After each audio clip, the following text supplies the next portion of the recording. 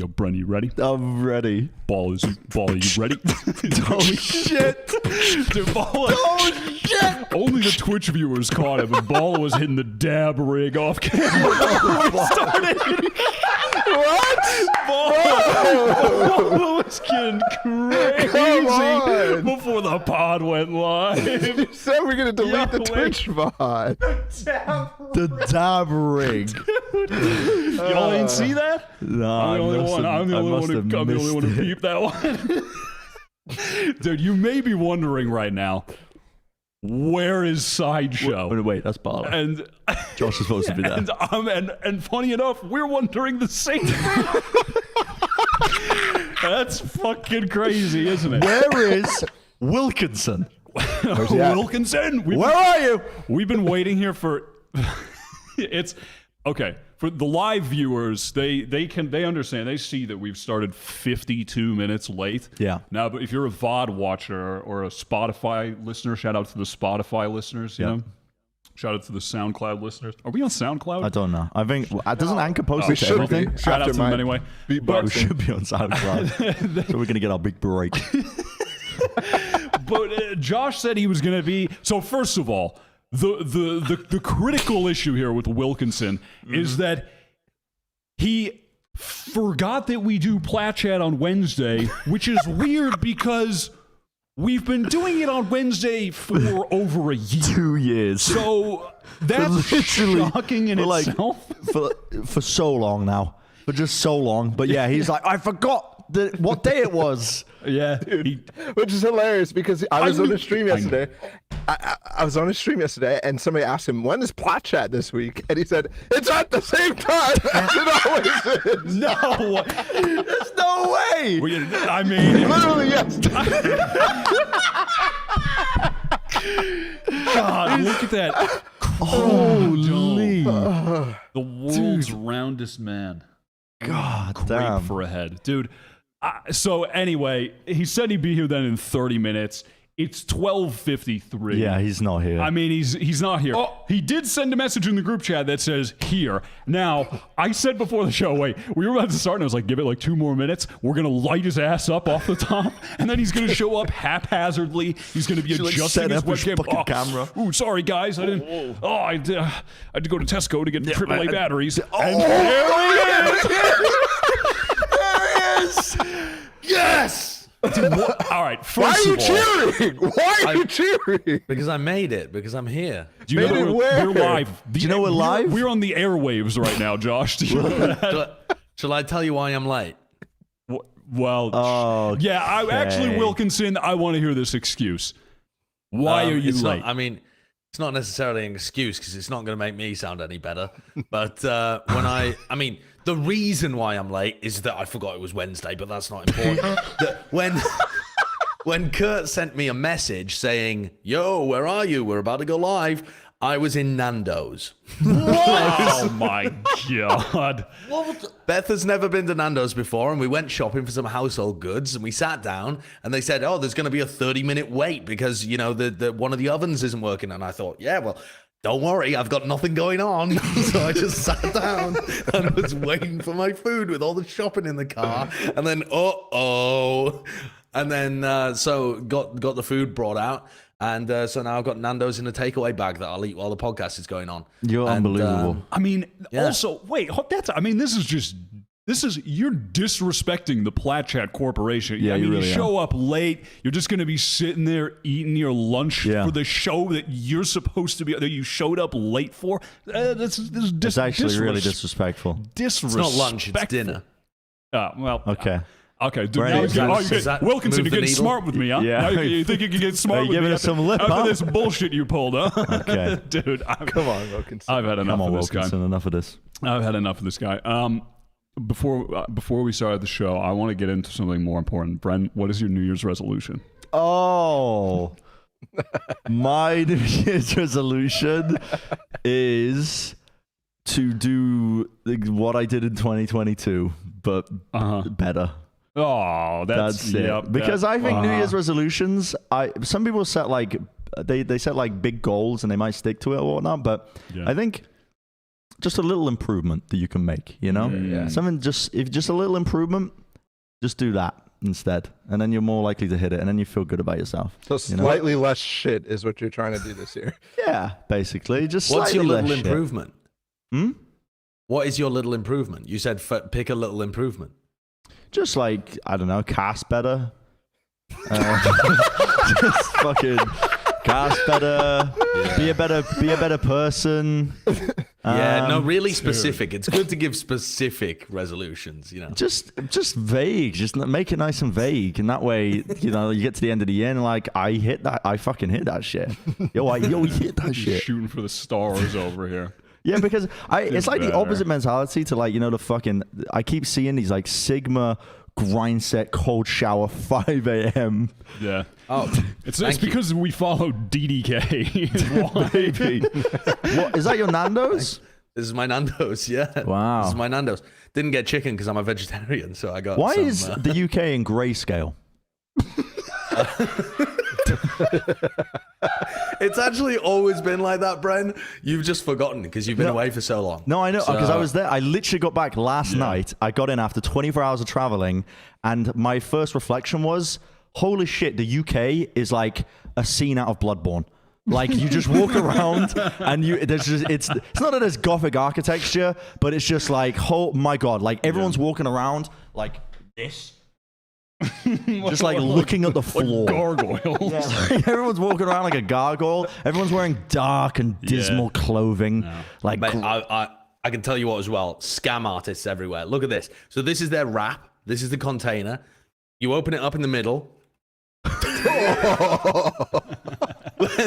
Where's the rest of it, Mr. You're holding Nando? it upside down, Josh. You're supposed to eat. That's a vessel to eat from to keep your hands from getting dirty. Oh, Wait. so then you just rip this off and you... yeah, but why would you not Wait, just... are you That's eating a, that's Now a you're just being a cardboard! moron. Now you're just being a moron. What is wrong? What is wrong with this guy? It's like a Hot Pocket. You've never had a Hot Pocket? No, I never had a Hot Pocket. That's so American. Dude, he moves to the north and he's You're wearing a devolving. USA shirt. That's so American, he says. In the USA versus everybody's sweatshirt with an embroidered flag on the left sleeve. Fuck Are you the really? world. Are you Fuck walking the around? world. Wait, are you walking around Nando's with that fucking jumper on? Yeah, There's just, no way. Just moved back from the States. Miss it honestly. Better, much better than here. Fucking hell. Yep. There's a very American look of you. People commented on that, actually. I went out once when I was in the UK because I was sick for most of the time. I went out and I was wearing my Michigan University sweater because I went to the University of Michigan, you know, and I'm a go Wolverines. Yep. Whatever the phrase Love that. is. Yep. Great football. I Great don't football fucking know. I thrifted it. Yeah. But it's a very American look. I look like I was about to push somebody into a locker and steal their lunch money. And that's what you kind of look like, Josh. You know, you're celebrating the USA. I'm World's not going to greatest push anyone country. into a locker. Are we ever going to talk about Valorant on this episode? No. No. There's really no Valorant to talk about, to be fair. No, we're stretching this intro out to a solid, a tight 40. One of the longest intros we have ever done. But I want to know what Ball's New Year resolution is. Balla, what is it? Now I'm trying to be specific because we got psychologist Josh over here trying to fucking hold us to our goals. You know, I want to make Plat chat better, and I want to stop losing followers on Twitter. I mean that's a good. You've been losing followers? For But that's 2 normal. years. That's normal. That's normal. You that's switch okay, games, you lose Balla. followers. Yeah, it's not- I haven't it's not gained you. any Every followers. month. It's not Right, you. It's not you. It's the Fortnite players. Yes. It's the Fortniters. They're growing up, and they, you know, it's And not. then It's shouldn't not they be you. playing Valorant? It's like a slightly less childlike game. No, they're getting jobs and stuff. Oh. They're like growing up. they're going to Yeah. college. Most of them are in their 30s. They're getting in now. relationships. They're Yeah. doing sports. Dude, everybo's getting in a relationship. That's all I've been seeing on the Valorant. Dude, the amount of fucking tweets. I deleted Twitter off my phone again for the 40th time. All I see on Valorant Twitter is all I see is the same tweet over and over, which is like the damn. he's got a girl in his bed and he's still playing ranked, and it's like fucking awesome or whatever. That's all. That is all I've seen the same tweet with like 18 different players. Listen, I know it's the winter, it's fucking cuffing season. Yeah, I understand, but guys, a little creativity, huh? That's all I see. I gotta that and unfollow- Tanner Metro, he's shooting he's shooting threes from half court. That's all I'm saying. I keep seeing Tanner responding to stuff. He is shooting threes from half court. That's all I'm saying. All right, And so I was like, all right, I'm out of here. anyway. I've had enough of the Valorant community. I've had enough. Bren, we have a. I'm out Bren, of do you here. want to show the package that That we is got? all I've seen. Also, we got a package from. We got a PO box. Dude, this is the longest intro ever. This is the longest intro we've ever done. Context. Hold on. PO box. So we have a Plat Chat PO box, Not anymore. and it's closed. So you don't send anything to it. Don't find the address and don't mail anything to it because it's closed. Okay. It's gonna be somebody else's PO box now. And so okay, but anyway, I take a deep breath.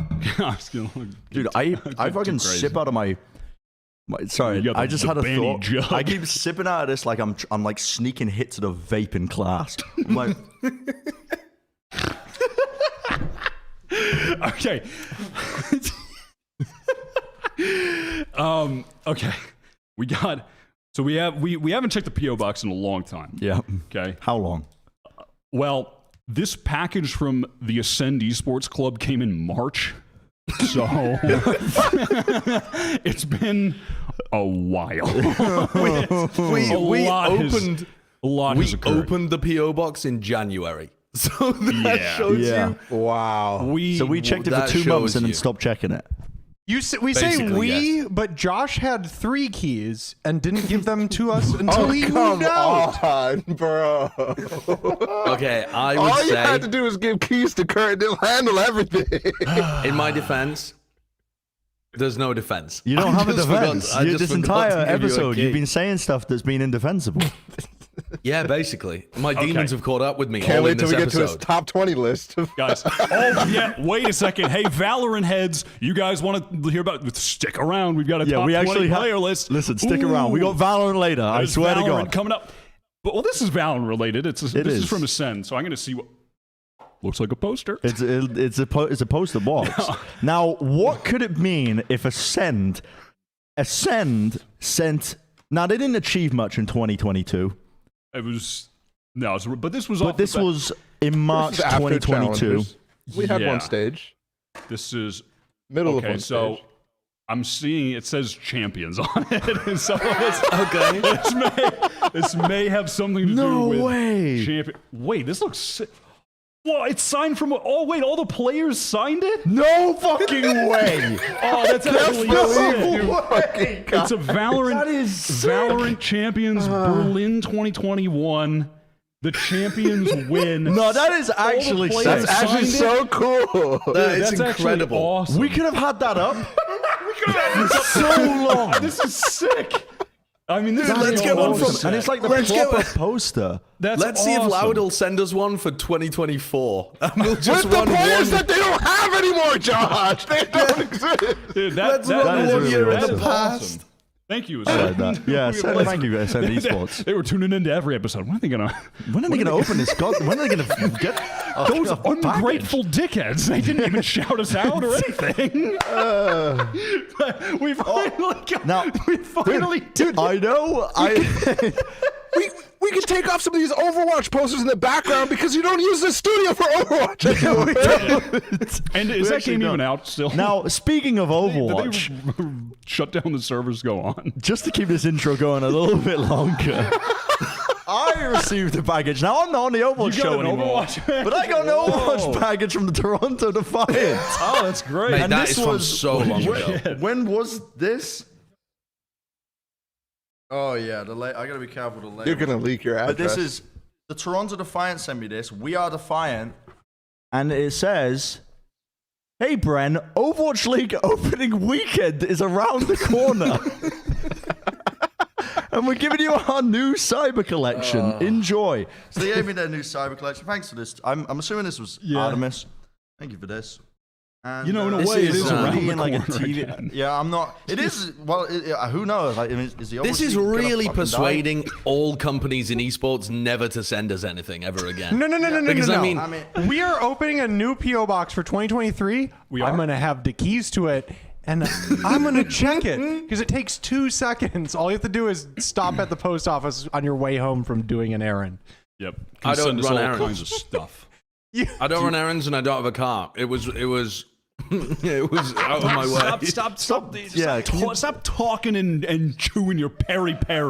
You bold fuck. All right, let's that's out of pocket. Dude. All right, Where's that come from? okay. we gotta start the show. 2023's off to a good start. All right. What time is it? How long has this intro been? Unhinged. I mean, at this point, 15 minutes. do you guys want to move? We could just see you guys. We could do episode 119 next week. I feel like we. Just a little catch up. What has everyone been doing over the holidays? Holy shit. All right. Let's begin. Let's talk seriously. And I'm gonna be honest. I'm gonna be very truthful and honest and open this episode about my real opinions on Valorant. So let's get into it, okay? We're gonna start with the new map incoming tomorrow on January 5th. Holy Hey, pog. January, is it 5th? It's being announced? I think, the thing, didn't it say 1/5/2023? That's Okay. tomorrow. Oh, yeah. And there's audio with this. Kurt was playing. Kurt is a master at... Kurt is the big dot connector. If there's dots to be connected in any Valorant promotional material, Kurt will find them. What is the He will story of this? investigate. Well, Kurt... Now, once again, I have not seen one person in the community say this. I also haven't checked to see if anyone has said it. But Kurt let me know. He said that Split is going to come back, but it's going to be like nightclub themed Split. So it's going to be visually different from old Split, similar to like...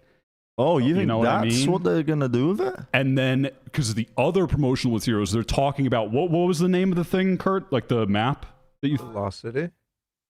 Yeah, in the most recent tweet, this one today, I believe Harbor and, well, all three of these gamers, Harbor, Astra, and Sky, are like, we need to get to the Lost City or something. What is it Lost called? City? Let me look. Yeah. Let me look. It's in the runner show. But the first one was like a Atlantis nightclub. City. Yeah, exactly.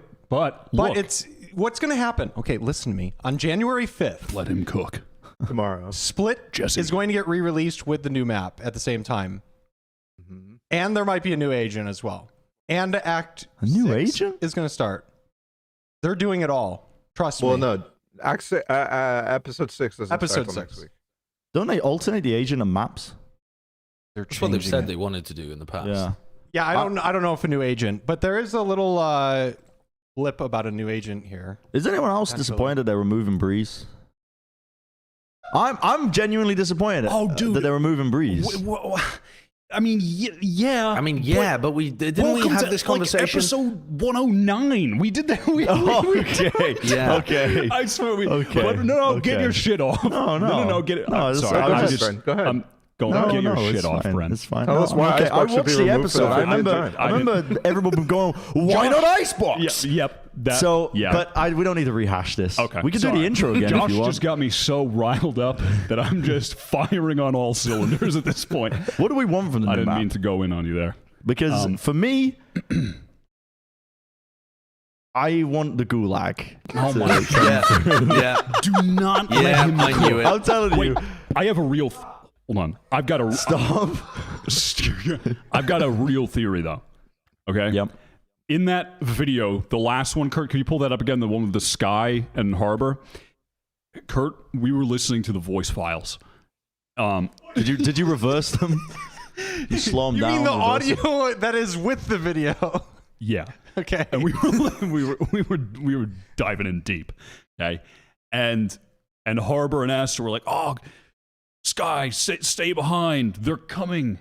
And Sky was like, "Oh, I'll protect you." Yeah. Okay. So what I'm thinking is Lost Temple. There's some kind of, zombie-like NPCs protecting fuck the. off, bro. I've been here NPCs, before. like Fortnite? Not again, No, man. I'm thinking like the end of Uncharted. Never seen it, never played I've it. never played that. You ever played Uncharted? It came with the PS3 as a free game. Didn't own a PS3. Dude, I thought you were going to dumb. say that Sky is actually a werewolf. No, but anyway, okay, guys. What I'm saying Just is, dismissed that concept so quickly. Didn't even acknowledge it. I think there's going to be some kind of little, NPC, some kind of mini boss. Like, There's no if you fucking way. If you fight them, There's you no get way. treasure, There's and if no you get way. the treasure, you get more credits. What if? something. What if like there's taking like down what if there's Baron? what if there's In the middle of the what if it's round? like Haven where there's like 3 sites, but instead of a middle site, there's like a podium with like the golden ult orb that gives you your ult immediately. All teammates ults. That'd be sick. No, just the one person. So it's like a No, third okay. objective to fight over in the middle.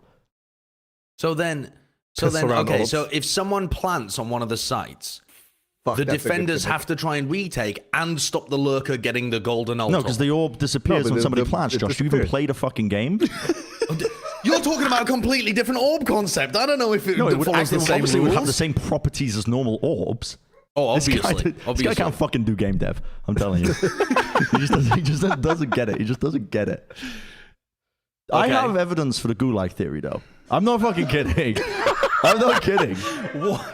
I was having a couple of bevies Oh, here we go. at Istanbul. I'm That's not not- kidding. that's not how I'm you sat start down the- with the Riot devs.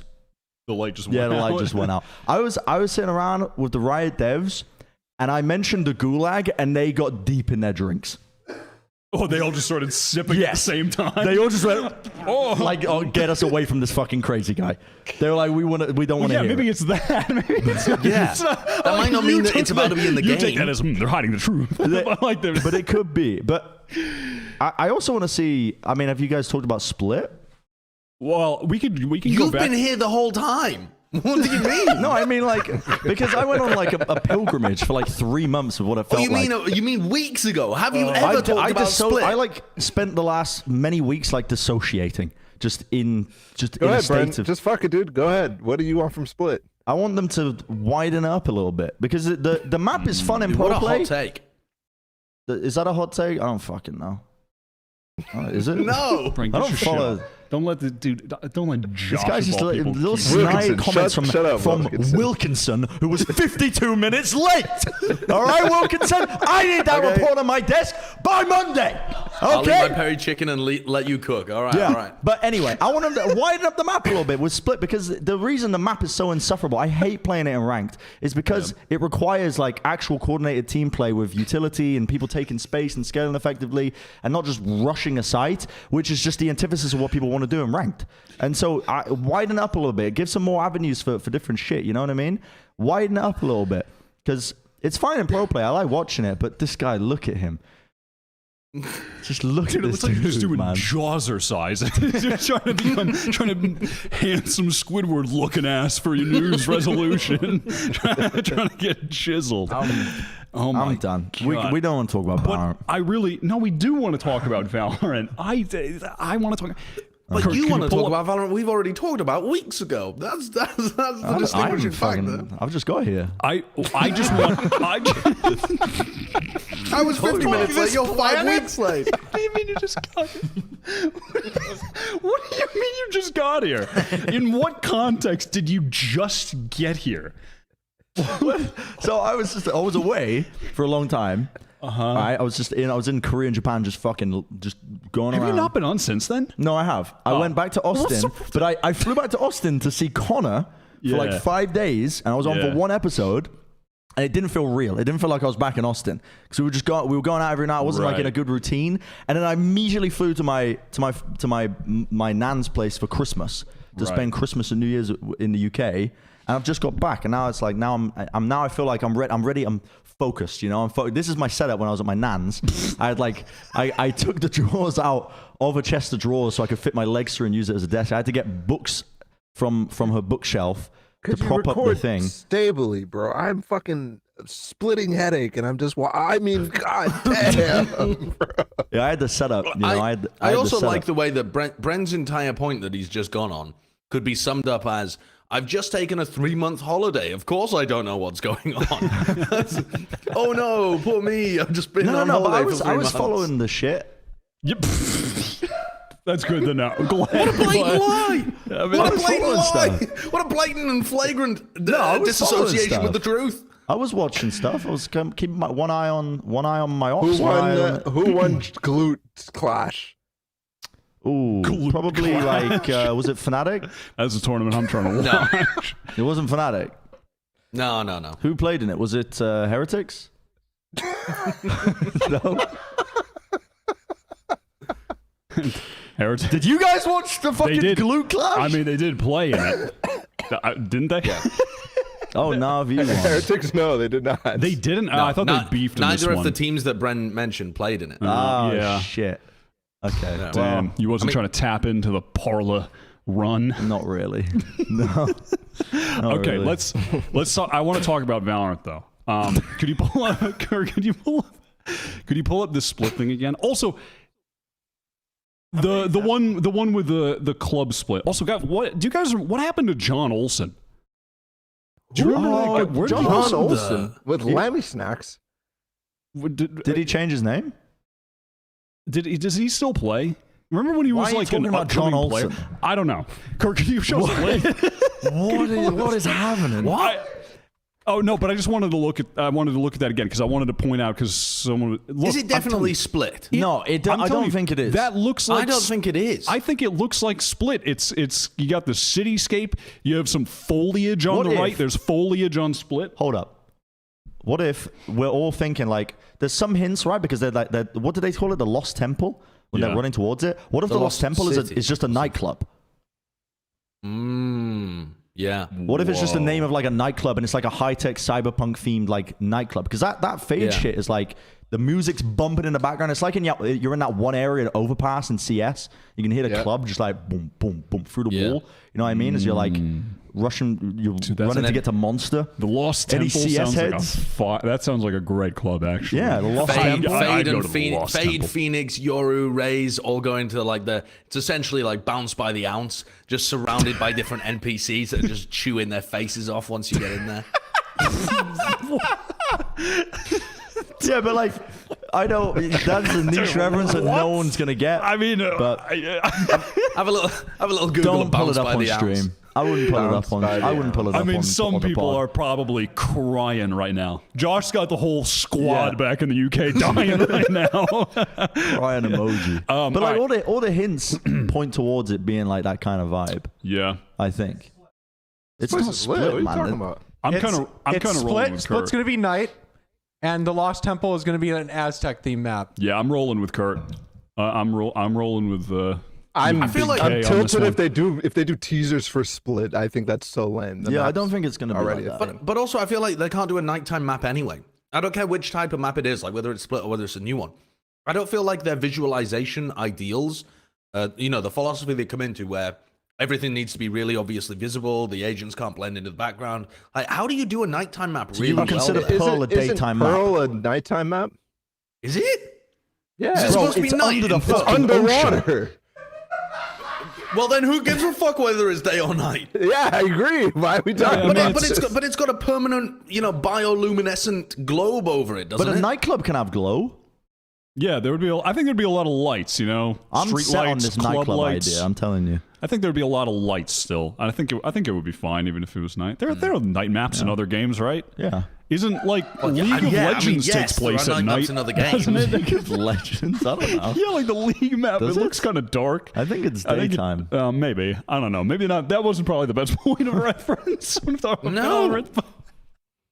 But also, the I- entirety I- of Rainbow Six takes place at night because I can't see shit in that game. So True. Very true. they have outlines around the characters. They don't have to worry too much about that. Fortnite. There was a day-night cycle in Fortnite. Yeah, there's also a blizzard in Fortnite where you can't see any. What did I just? What was that? Wait, what? I think that was John Olsen. Oh, that's like old. Really League of Legends, old no? League of Legends video, and it just cut to players reacting. Look at this map. I think it's at nighttime. See, they have torches burning. Wow. It's, But that's like the old map, though. The new one's like brighter. Anyway, guys, I want to talk about Valorant, not Yeah, dude, where are we going? League. We're going to the top 20 coming up later in the episode. Stay tuned. Trust me, there's content coming. Don't leave just yet. Keep that headset on. But first, the Guard announced their return to Valorant. What? What'd you say, Kurt? That one. Oh, I'm looking at... 100 Thieves. Hold on, dude. I'm looking at the... Oh, I did skip it. I just absolutely skipped that. Ooh, this one, let's dive in. Our 100 Thieves and Cloud9, the favorites in the Americas League. Now, this is coming off the back of an interview with Asuna via ENGH Global with John Popko. This was done in November, I think. December. I think it was. Let's check the I think date. the actual interview. December 28th. December So it was 28th. only like a week ago. I thought it was in November where this interview took place, and it was only. Oh. I could be pulling This it out my interview was ass. conducted before yeah. Red Bull Homeground. It Yeah. says. So November or early December. But if we're keeping it a stack, Red Bull Homeground at least somewhat, aligns with the words spoken here. But yeah, TLDR, Austin feels good about the team, and he feels like 100 Thieves and C9 are the standout teams in Americas because they're the teams that have been practicing regularly during the offseason, where other teams are, they're taking breaks, going to Tahiti and shit, chilling on the beach.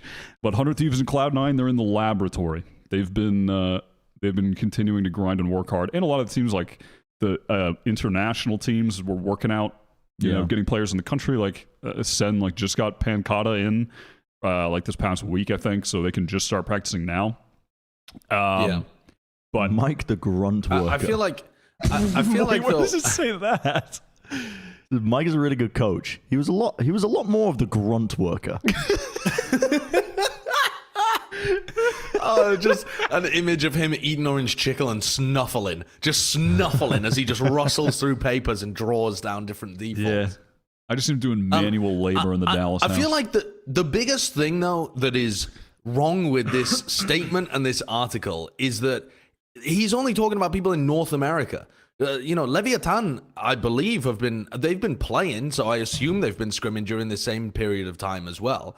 And they're a nasty good team that look like they've potentially made improvements on that roster as well. I feel like a lot of the North American players are going to be approaching this league thinking about it as a North American league, but it's not anymore. You're going to be competing against Loud with their 2 new players. You're going to be competing against Leviathan, who've been working on continually improving. So I wouldn't count those 2 teams in particular from the South American portion of it. I would not count out by any means. I also feel like it's almost diminishing results. I would say diminishing results. Like if you're practicing early, a lot of teams aren't going to be practicing until they get all their players in and then after the holidays, whatever. So like starting now around January time. But there's going to be a huge tournament where you're going to have essentially a good 2 months from now, right? Where until the actual league season's going to begin, roughly, I think. So that's 2 months of time where teams are going to be able to get steady practice in. And I feel like the month missed before this, like if there's any meta developments or whatever, teams are just going to steal that. Teams are just going to steal any meta developments that teams are doing well. Like they're going to scrim against teams that are popping off. They maybe discovered some stuff. And they should catch up pretty quickly. So if this America's League was played today, maybe the statement like Cloud9 and 100 Thieves being the favorites would be applicable more. But I don't think it will be by the time we actually get around to when the America's League begins, which is going to be There is after Sao the Brazil Paulo event. before that, though. Exactly, that's what I'm saying. Sao Paulo as well. first. But this is referring to like the America's League. They're the favorites to win that. There's going to be 2 months of time before that. Teams are going to be traveling to Brazil. Every team is going to be traveling to Brazil. And if what follows from the global events of what we've witnessed from that, the meta developments that happen at those global events are meteoric for a lot of teams. Like there's going to be teams that are completely missing the ball in terms of what they know and learn. Like look at Zeta Division, for example. when they came in, like ahead of time before Reykjavik. Come into Reykjavik, get solid practice against teams, get absolutely battered in the first round of matches, and they make just ridiculous improvements over a short period of time. The global events are perfect for that, for like really just tempering talent. So yeah, I think too early to say if 100 Thieves and Cloud9 will be the favorites.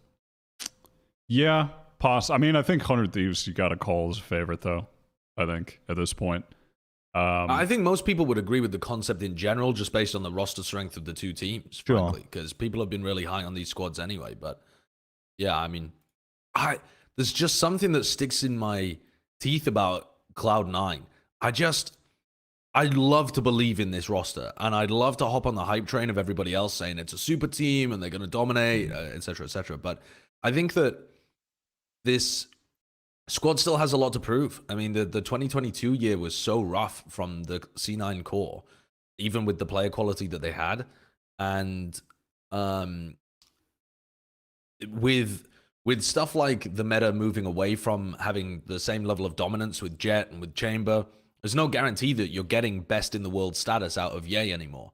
He's going to be up there for sure, but he's not by any means guaranteed to be the front runner heading into 2023.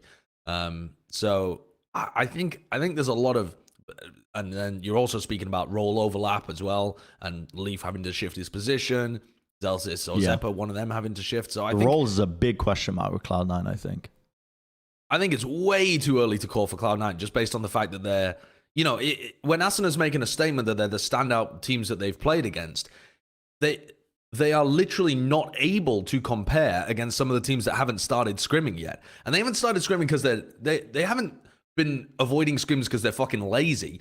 They have mostly been waiting for visas and stuff. Like Sassy's just got his visa to play in NA, hasn't he? Yeah.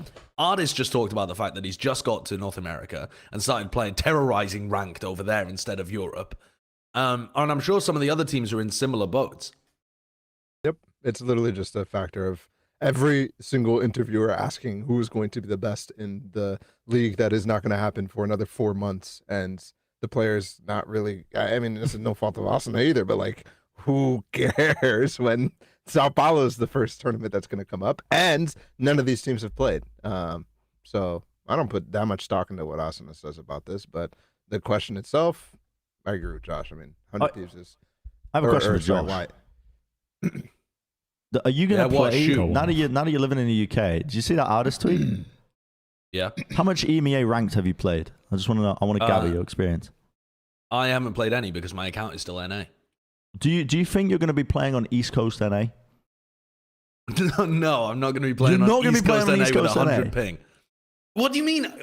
How are you surprised that I'm not going to be playing on New York servers Come back to me. with Come back to me in a 100 month. ping on 90 ping? Brent, No, this I'm is, not going to change my mind in a Come month. back to me in a month. I'm Come not back going to to me in change a my month mind and in a we'll see. month. You'll be calling the right, I made a mistake moving my account. Yo. I made a mistake moving my account. You're going to move me back real quick. I'm telling you, you're going to move me back real quick. I have never had a worse ranked experience in my life compared to when I played on EMEA. Like that, those servers are rough, Josh. They are rough. You're going to be taking 100 ping. You are. This is not totally unrelated, but did you see that in the leak with the latest update? They're adding you can add people to an avoid list now. Oh, I mean that's good. I'm just glad to see that that's something that they'll be. poor Das now if he's not getting any games. He's not getting 58 minutes for that one, dude. That's rough. Oh my god. Yeah. All right. I think we can move on to the thing that I skipped to earlier on accident. Bet you don't see this one coming. The Guard. They announced their return to Valorant. They dropped a little video with some pretty sick animation. If I say so myself. Did you make it? No, I didn't. No. No, I mean, are you watching this?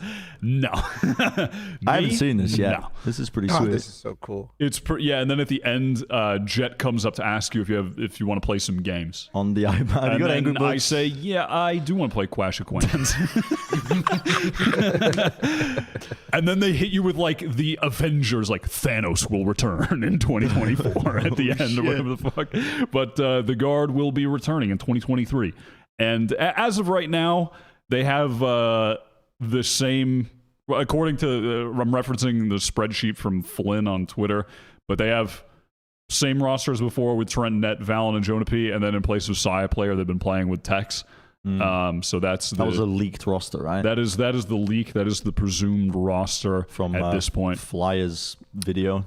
Yeah, this was. Oh, I didn't actually realize that Flow State was Tex. I was wondering who that was. I think it's an old account, right? Yeah, it's been presumably. People have been connecting the dots. Oh, yeah, that's Baller, is it? That's Baller. It's Balla. Nah, Balla. Yo, that's disrespectful. You think that is actually Balla disrespectful. 12 and 17 on Jet? Nah, he'd be at least 23 right now. You know he would have at least 23 kills in this server. A Proto would be on the other team. Oh, light work. My setups aren't working. he's too good.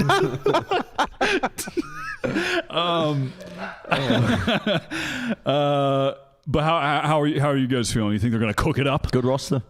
Common guard W, I think. Yeah, I think they'll cook with this. The biggest question mark is like Tex and how he's going to perform, because he really found his comfort last year playing Chamber, like just one tricking the shit out of Chamber. He was one of the best players that we had in North America when it comes to that role, and it was an uptick in his performance, because I remember at the beginning of 2022 we were having big questions revolving him as a player, because he wasn't playing that well heading into 2022, but then he did turn around. The whole year was very, very good for him playing Chamber. If he's able to, presumably he's like going to be playing just primary duelist for them. That's the role he's going to be fulfilling now. But I mean, the mechanical ability's there, the skills there. You know what I mean? It just depends on how comfortable he's going to be able to get. Because I don't think you're going to be able to one trick Jet as much. I guess. I mean, I think teams are still going to be playing a lot more duelist focused comps. Duelists are pretty strong right now, I think, in the meta of the game. But ahead of time, he wasn't really playing duelists, right? He was playing mainly initiators, I think, from what I remember. Before that, yeah, I mean, he bopped around a little bit, but yeah, he was playing like Reyna and stuff at some point, I think. Yeah. But I feel like when you think about the guard and their run, right? You had Trent playing like a maniac, and you had Sire player playing insanely well, like unbelievably well for some of their runs. And then you had, as their third blessed player, I mean, arguably, depending on how you allocate credit for IGLing, was Valen doing an incredible job there from that smokes roll. And then Jonah P and Net were, sometimes putting up big performances, sometimes just filling the gaps, sometimes dropping off a little bit. A variety of all three of those. You've taken out one of the players that was extraordinarily consistently clutch and consistently making huge plays for you, and you've replaced them with a player that you just have tons of questions about. We don't know how good Tex is going to be on this role. When we've seen Tex, he's been wildly inconsistent, depending on what the role is and depending on what the team is too. So it's not like I have the confidence to just say, yeah, Tex is going to be immediately a great replacement for Sire player. I mean, maybe if it was like Baby Bay or something, then I'd have that kind of same level of confidence. But no, Tex still has a lot to prove, I think, to inspire that same level of confidence that they have a shot at being able to win Ascension, because that's really what this squad should be aiming for. And so that's the caliber of player that you're looking for too. Yeah. I think this is also make or break by who the coach that they've signed is, because they've implied that they've signed a coach. I don't think we know exactly who it is, but MCU was a big part of the guard last year, and I also believe that he was a big part in making Syed the player that Wilkinson you're talking about. So Wilkinson. No, I'm rolling with you, Wilkinson. Thank you, sir. I think that was a good point, that Tex has something to prove. Who is the coach? They haven't announced it. I don't think they've announced it. On the video, it said password encrypted. So wasn't it rumored to be Josh, coming over, Josh RT coming over from NRG? Oh no, not Josh Wilkinson. In a shock reveal. That is a big talking point though as well, because I mean, MC, you never really know the impact of a coach from the outside in unless you're like speaking to the players and that. But I think it was pretty apparent that there was some good ideas being put in place and good structure, which was part of the reason why you had a team with young talent like the guard doing so well early on. Obviously, the players were like explosive. Like Trent was in peak performance. Sarah was in peak performance. Like actually just clutching the shit out of many rounds. But yeah, but they also scouted Trent, right? That's what I mean. Like, there was good ideas behind it, and there was good structure as well. I love the word structure when I'm talking about rosters. You're gonna have good structure from the top down. So that's another big question mark. Is like, I mean, if they're rumored to get Josh from NRG, then I do think that Josh like literally fits with the idea of the guard in the past and like the players on the guard right now, because he has always been a guy to not only scout players who are coming in from lower tiers of the scene, but also bring them up to a level that is competitive at the tier 2 level. But has not really, I think only like one time during that reputation that he had, which in CS he was just constantly bringing up players and getting them to Premier, and then never really making it into that invite level, which I think, I think that fits a little bit. And then he has a lot more experience. I think the guard is going to be able to buy into whatever Josh is much better than NRG did, which I think was a lot of more star players that aren't necessarily going to have the same trust in a maybe unproven coach. Also, the scouting element is actually going to be important for the tier 2 scene, because once all of the teams fail to make the open qualifiers and realize that they're out for the entire year, that is actually going to be a huge wave of talent that becomes available for other teams that are trying to make Ascension to pick up. So weirdly, mid-season scouting and additions in tier 2 could be the difference maker to winning Ascension. So that is a valid route to success here. Mm-hmm. Yeah. Real quick. Guard, chances of winning right now. Off of your head. 36%. 36%. Josh, percentage? That's so high. They have now. over a third chance of winning Ascension. Stop thinking. Stop responding. Number. 12. 12. Ball. 15. 15. Well, who else you putting up there? 22%. 22.78%. Let me cook. What were you saying? I don't know. It doesn't matter. I don't know. Brent, Yeah. split between like the top 5 teams in your head, split like 20% between them, and then remove some for the rest of the fucking teams. Yeah. True. Brimstone Gaming. 41%. The trouble is, I already know Ascension is going to be won by a team that no one had their eyes on. Then why do you put 36%? Because the team that no one has their eyes on, they're on the opposite. No, they're you're right. 60. They're 60. What did I say? 36. They're 63. They're 64. Oh, 64. Yeah, they're 64. There's only 2 teams in There's only 2 contention. teams that could the win. guard and the unknown team. Yeah, the unknown team that nobody knows. No one the other else is in percentage. contention. Oh my god. Well, I mean, I guess if you're Look one of at the Wilkinson fucking sliding into this Perry. what, Josh, He's going like this. Little Perry chip. a little chip. Little treat. Oh, a little treat. You've been interrupted my analyzing dinner. really hard this week. You deserve a little treat, You Josh. deserve a little treat. Oh man, I was about to hit a segue, but fuck it, let's just get into it. When should players consider retiring? Holy shit. I got distracted by Josh's chips, so the timing failed. But I was gonna say, if you're one of the other teams outside of those two, you might have to consider retiring. What is when this should in players do response it? to? Is this? So Android announces that he'll be pursuing a bachelor's degree while playing for the university team. Okay.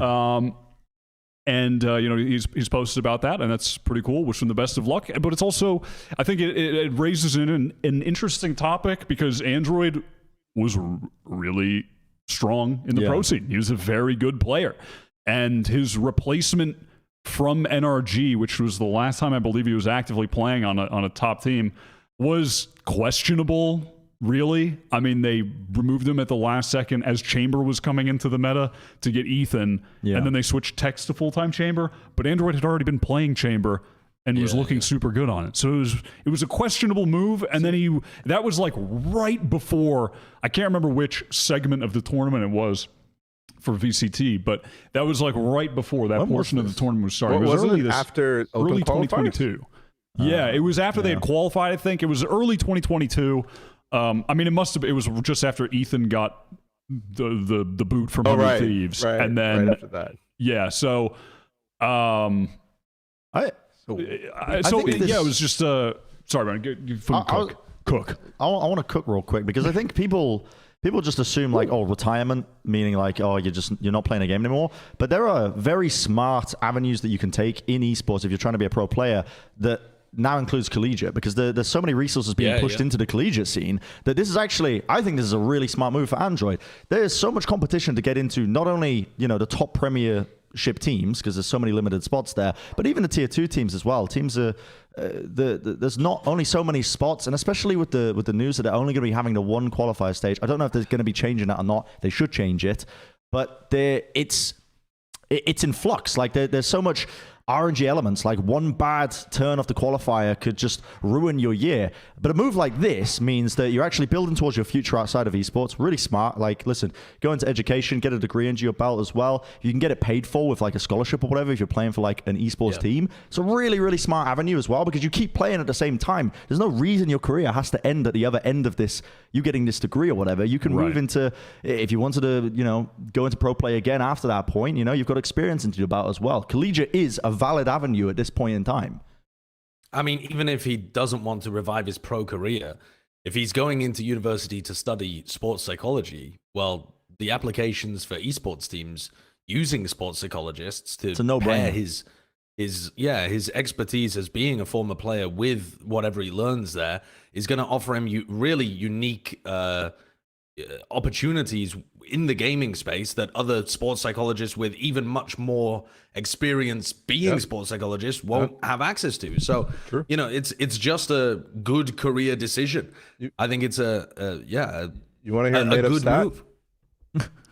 Yes. I love made-up stats. There are 0 sports psychologists in esports that actually have esports experience. Damn. Yo, you're spitting. I mean, completely made up. But it's true. Completely made up. It might be made up, but you can't tell me that's not facts, Josh. You've just insulted all of the sports psychologists watching. Our massive demographic of sports psychologists. I'm not going to lie, though. It is a role that teams want to put resources into, orgs want to put resources into, but in terms of people that are actually applicable for it, very, very few and far between. I've heard very good things from like the players' perspectives of the sports psychologist for Loud, for example, like last year. I can't remember his name, but during interviews, the players were talking about how important their psychologist was, their sports psychologist was for a lot of their performance in 2022, especially early on at Reykjavik. And then I've heard also on the other foot, like there's some psychologists that just don't, they have the degree. What are you doing? What is happening? Sorry, my setup is on a camping table, and I was wiping peri peri salt off my mouse pad. So when I wipe my mouse pad, this is what happens. Wiping salt off the mouse pad. Yeah, I'm just wiping salt off the mouse pad. But I've heard on the other side of things as well, I've heard teams want to hire for this role. Teams want to hire for this role, but there are not a lot of good people. And I've heard from other perspectives of other players where teams have hired like psychologists and not even necessarily sports psychologists, and they haven't been very useful for the for the purpose of what they're being hired for. So it's a role that teams are thinking more and more about as the structure and the systems that people are thinking about with esports get more and more professional. But yeah, it's a smart avenue to go into if we're speaking specifically for Android situation. Yeah, I think this is applicable to a lot of young people that are highly interested in esports and are looking at it as a potential career field to enter. Yeah. That it's not just about playing the game and being a pro is merely one small aspect of the totality of the industry and how you can approach it and find your lane and the niche that you can get into. There's a lot of new avenues and new jobs that are, opening up, being created, and are, finding a lot of value in the industry. You don't just have to be a pro or a streamer or something. Go on, Josh. There was a Twitter thread posted this morning. Oh, I know what you're talking about. Somebody who works in recruiting. I saw it because businessman Avast liked the tweet, and now I can't find it again because I'm scrolling through his Twitter likes, and he just likes everything apparently. So yeah, I haven't been able to find it, but it's essentially the point of it was Yang Sin. I'll link it to you now. I think you're talking about the C9. Yes. Yeah. I'll link it to you now. And the point of the thread was, if you're looking to have your first job in esports, don't do that. Have your first job outside of esports, learn some applicable skills, and come back into the esports space. I read this as, you want to get into esports? Don't get into esports. I was so confused reading the rest of the thread. I was like, what the hell are you talking about? No, this was a really good thread. clickbaity first tweet, but very good content and all of the rest of it. And hook. no, I mean, essentially, it's just the same thing for pros too. I mean, if you're trying to get a job in esports, if you think it's not going to last, if you think that you're not going to be able to get a career when you come out the other end of university, then you shouldn't be getting into esports to start with, because you don't have very much faith it's going to be around for very long. So if you take a couple of years to learn some really good experience, whether that's in university or whether that's in some other kind of job environment that's going to have some applicable skills, you're going to be much more useful to people who are looking to employ you here as well. Mm-hmm. Yeah, very, very good advice, honestly. True. Yeah. But all right, I'm going to circle back to the topic title at hand, though. When should players consider retiring? When should they consider retiring? I mean, I could start this off. I feel like maybe the first sense you'll get that you're going to approach a time where you want to retire is when you start to have days where you're not really thinking about the game that you're playing, and then you think later on in the day, oh shit, I should practice.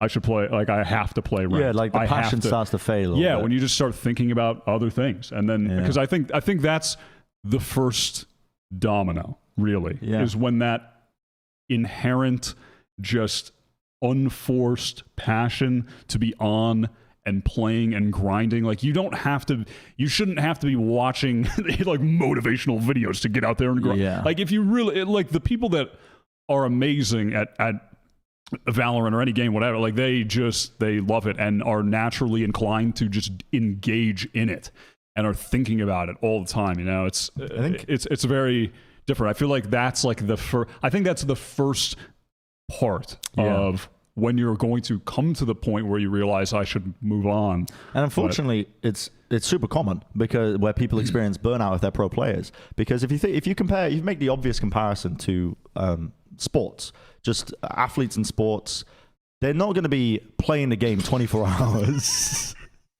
What is this? They're not playing, football 24 hours. They're not playing basketball for like 12 hours a day. Your body's going to break down. You have physical limitations in terms of how much you can play and practice. You might be playing every day, but you have limitations on how much you can play. I'm sorry, Brandon. I'm not trying to laugh at you. Whereas in esports, Kurt was playing a very silly video for the audio listeners. Very motivational. But compared to esports, you're competing with kids who, they're going to hyperfixate. They're going to just absolutely only want to play games for 12 hours a day. And that's why you see this huge churn in terms of talent, I think, in esports as well, is because, professional athletes, you can't play for 12 hours a day. You have that limitation that kind of puts a brake on things. And I think that plays a significant part in how people get, demotivated to actually continue to compete in esports in particular, because it's at a certain point you want to commit some other hours into your day into actually experiencing life, and there's going to be a cracked 14-year-old who is going to be playing 12 hours a day. That kind of practice is just not really sustainable, I think, to being a pro player later in age. People always say the reaction time shit, right, when they're talking about people who are older not being able to compete.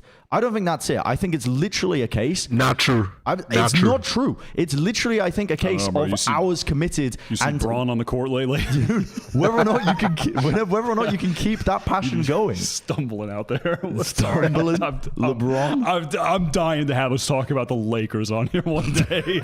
I'm sorry. Did you get Matt as a special guest? I'm in a trivia episode of Matt where we talk to him about the NBA.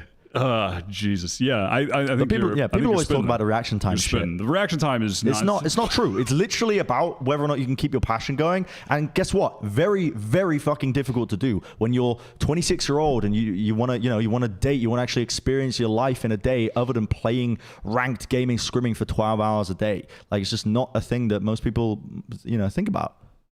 Being the best at anything is fairly inherently like unusual. And it's going to require a very unusual behavior to achieve it. I mean that in the sense that a lot of people really want to push stuff like, pushing player burnout to a minimum and making sure that people don't have a healthy work-life balance. And all of those things should be pushed towards whilst you're doing it. But people are not going to be able to attain the title of, I am the best player in the world because you're naturally competing against other people who are trying to do it as well. So I feel like the concept of players retiring, though, it is so different for different people, because different people will just have different opportunities available to them once their careers go down the pan. And certain players, certain players might be able to retire like Zoms with a bucket of money just stashed underneath their bed. Kurt, what did you type to pull up these fucking images? What did you type into Google to pull these up? Inspirational photos workout. And it's giving you ironic stuff mostly. No, that's not ironic, like, fam. this is I've real. seen Dude, the people first one has people are gotta be printing that out and ironic. putting that on their ceiling when they wake up. The first video has, there's no shot someone's No, made that's that an entire seriously. YouTube channel that has millions of subscribers and millions of views and every It's single very video. real. Oh, It's very, very real. not ironic. incredible America moment, honestly. It's not even America. you've never watched It's one of not an those? America moment. Maybe that's why you're late, huh? Maybe that's why you're late. Why don't Listen, you I wake was up? Work harder. What time did you wake up today, Josh? What time did I wake up? I woke up at 11:30 a.m. Yeah, well, I was up at 5 a.m. Cold shower, working out, What meditation. is that? It's a shame for a man to grow old without seeing the beauty and beast inside him. I mean, That's whatever you're so into, I suppose, but fucking hell, that's a lot, isn't it? Jesus Christ. Dude, I really got a case of the sillies today. We all do. I don't know. I think it might have been I don't know us what to being tell you guys. 52 minutes late for the episode. Yeah, Josh, you really lit don't the think that's my fault. fuse to this episode by I've just been trying to be serious. Okay, you want to be serious? Here we go. You got I'm giving you and Balla 30 seconds each to get your fire takes off here. How is ENGH not in franchising? Josh, you have 30 seconds on the clock. Go. I don't even know why he's not in franchising. You're wasting valuable time. You're wasting he was picked up time. for... I'm missing the context here to even start with. Isn't this all based on the rumors of him not being with Liquid? Because he was supposed to be signed for them to begin with, was he not? 10 seconds. No, I don't think so. I thought he was supposed to be... I thought the rumors were that he was going to Liquid to work with Redgar. Or was that just my own fucking I think you just made that up fantasy? entirely. They had a meal the entire time. I don't know, maybe. Sure. But I also am missing the context, so I don't get it. But yeah, fucking why is ENGH not in franchising? There's like 10 teams in EU and so many other ones that he could go to in NA or the Americans League, and he ends up with a Turkish team. For why? For why? Yeah. And they're not even It in don't really make much franchising. sense. What's It his really English level like, though? Because I don't even have a concept He's of done that. interviews in English, hasn't he? Has he? Goated. Yeah, No, remember yeah. when he, before champions, when they got second place, he was like, "Wait, I gotta whip my fucking players into shape. We're now taking shit seriously." Da da da da da. Yeah, I think that was in Russian, actually. Incredible. I see it. I remember. Incredible. This might be just me rewriting history in my brain, but I remember him speaking English in an interview. We are the least reliable source for Valorant news. but why are we talking? I don't understand. Like, Okay, all right. Let me. I mean, all he right, was the I'm gonna best. read- Okay, he was the best coach of 2021, right? He was hands down Yes. best coach of 2021. Exactly. And the team that he's this is the reason. Okay, the reason that ENGH is not in franchising right now is because of where he lives, and that's had multiple reasons. The where he lives has stopped him from being able to compete in a team that's had any kind of consistency or stability throughout 2022 because of the Russian war in Ukraine and the fact that Gambit got the rights taken away from them and the players weren't sure whether they were able to compete. And so who knows whether they're able to go to LAN. It's just a horribly shitty situation for the players to be in and for everybody involved to be in, including ENGH as well. And then on top of that, that has multiple problems. One, the stability and the fact that you can focus on the game is disappearing. Two, the fact that you're not able to make it to the major lands, so people stop thinking about you as being one of the best coaches in the game, even though he's probably still a brilliant mind. I don't see why it would have gone suddenly off a cliff.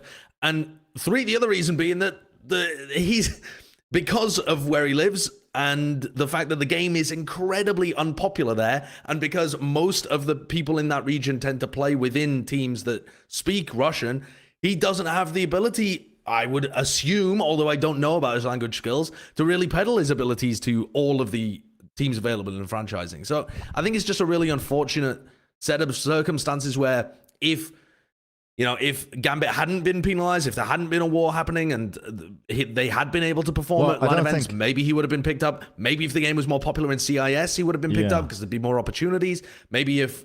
The final point about the potential language barrier stuff, though, I don't think that holds up as much, though, because he's joined a Turkish team. Well, the thing is, though, if you're... Okay, to join a tier 1 team, you'd have to be...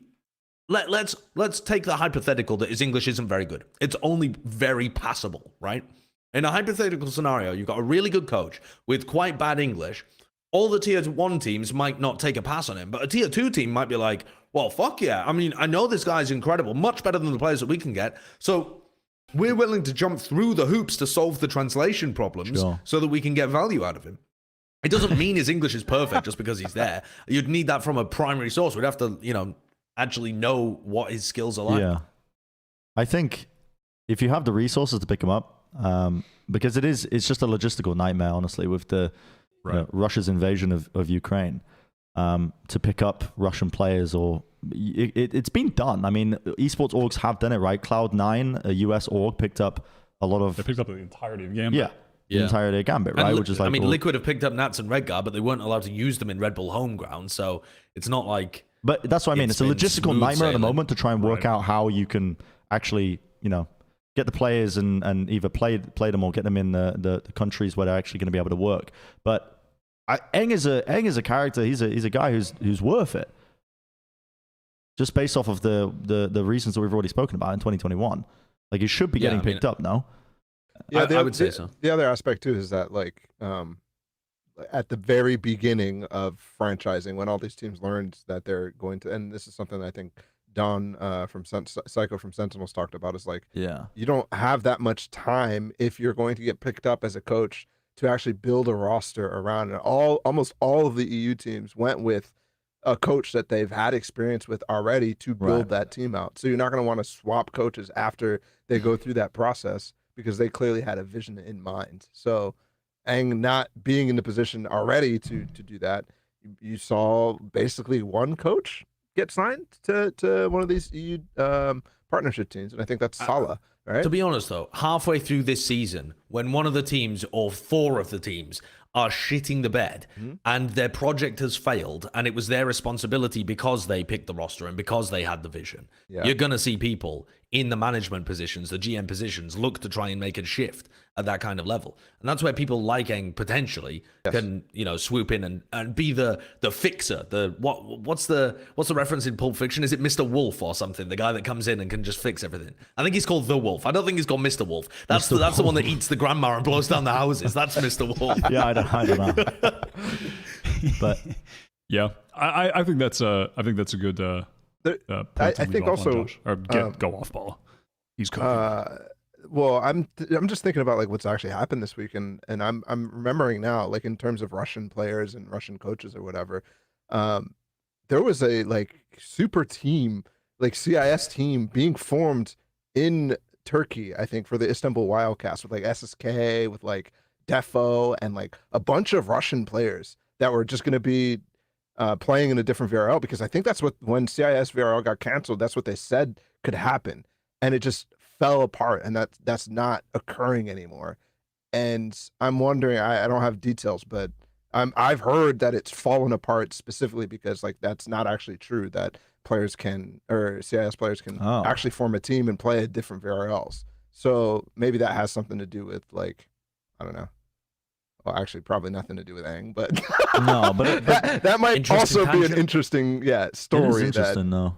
Yeah, because I mean, I can imagine as well, as part of the reason why Istanbul was chosen as a location for champs as well, was because logistically it would have been easier for the CIS players to get into the country.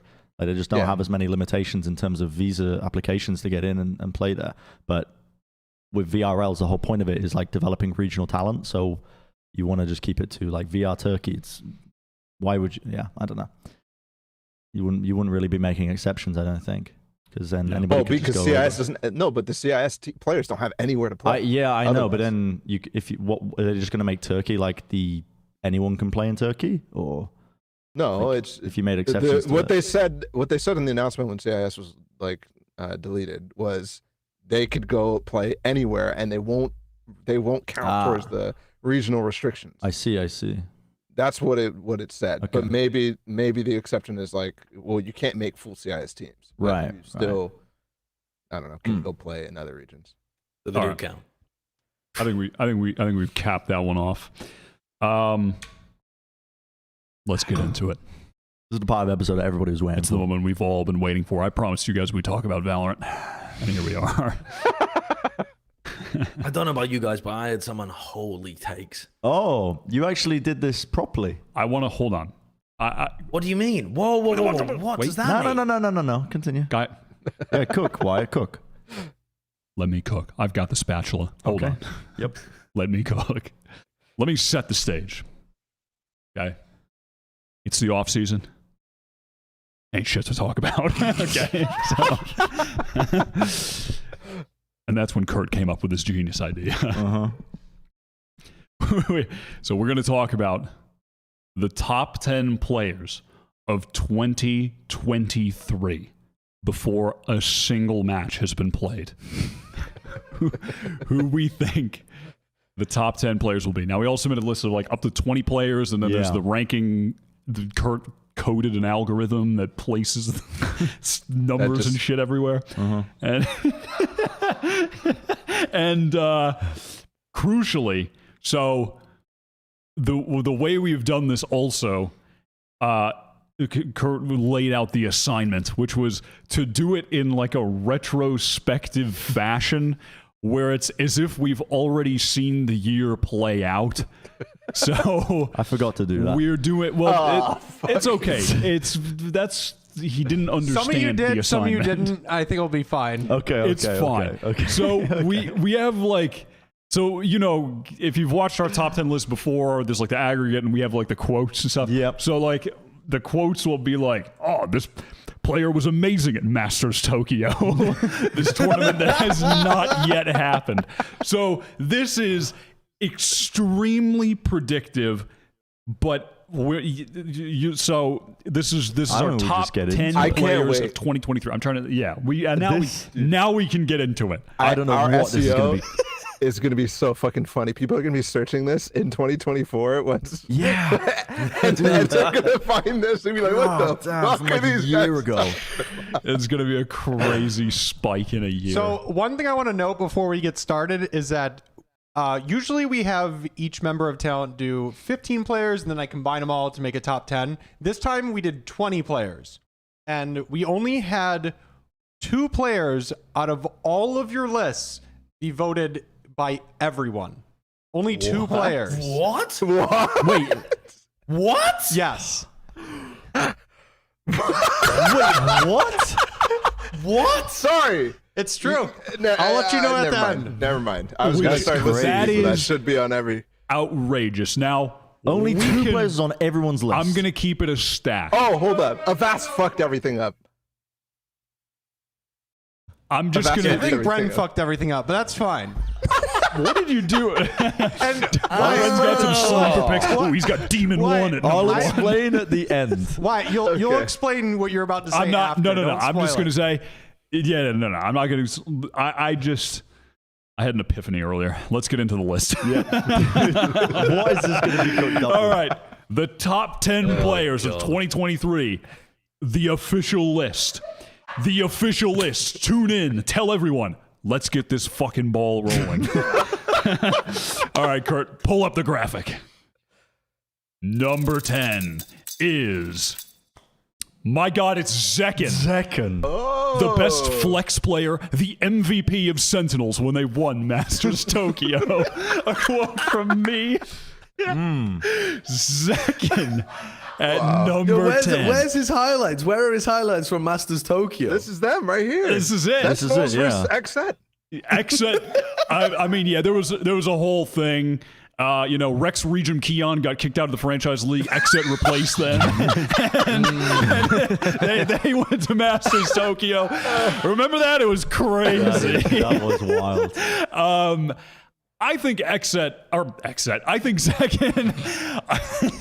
I think Zekin is gotta be a top 10 player of this year. I actually had him very high. I think Zekin is going to be one of the great players of this year, period. I think he put himself in position to be just that at the end of 2022, and then he followed it up in 2023 with just great consistent performances. Because if you think back to the end of 2022, that was almost 2 years ago. He was, when Exet were mid-set at whatever the tournament that was, Copenhagen, he was still on fire on that at that tournament. And then when Exet got it together for Champions, he was fucking nasty. Yeah, he was I think you'll sick see at both tournaments. I think Zekin is going to be a 2024. You'll see like an explosion even more. I think when it all comes together. Yeah. This has been so hard to do though as well. You think about it, there's 30 teams overall in the partnership system. We're looking at our top 20 players. Or the list that we made was like our top 20 players going into 2023. 30 teams in just a premiership. There might be players that didn't even make it that you might have in your top 20. Oh, for sure. Like in terms of premiership in 2023. Like the pool is so large in terms of players that you can pull from for this.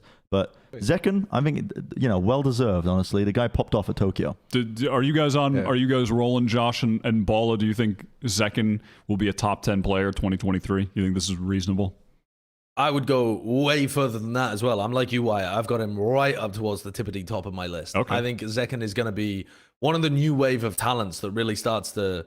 I mean, I'm not going to do a retroactive here. I'm not going to. We don't have to do that. We don't have to do that the whole time. It's boiling my brain. My yolk is getting scrambled. We don't have to roll that the whole time. I'm really confident that Zekin is going to pop off next year. But also, if you remember, I was really confident that Leaf was going to do that this year. So but for both of them, I feel like I feel in a similar way, the same way that I did there, where it's really obvious that Zekin's got crazy talent. Every role that he's played, he's been incredible at. It doesn't matter whether he's playing entry or whether he's played some like flex stuff or his hard initiator roles. Whatever he's touched, he's been excellent at. And I think that as long as Sentinels are able to figure out their system, and honestly, even if they don't, he's still going to look really good. Like he did in that tournament where Exet just shit the bed. He's still going to look really good. But if they can get their shit together as a team, he's going to be one of the top talents in the Americas League. I am really confident about this guy. He's only going to improve over the coming years. Okay. So I've said in the past, probably one of the best free agent signings that you could have possibly gotten. Not necessarily going for Sentinels, but fucking good player. With that said, I fucked up. And I'm the reason he's No, you didn't put him in your list? He was small. I think I deleted him because I was like fucking control Xing like to move people around. I think he's just gone. I think he's just gone. You also missed it. You didn't put Zekin on your list? I forgot. Like, no, I did not. Well, you're looking at the players alphabetically. How do you forget? I had a lot of players in my top 20. Yeah, there's like 200 I would players. assume 20 of them, surely. But I was like, how many did you have? So when I got this notification, I think it was like 10 p.m. and I was about to like go to bed from Kurt when he asked me to cook up the list.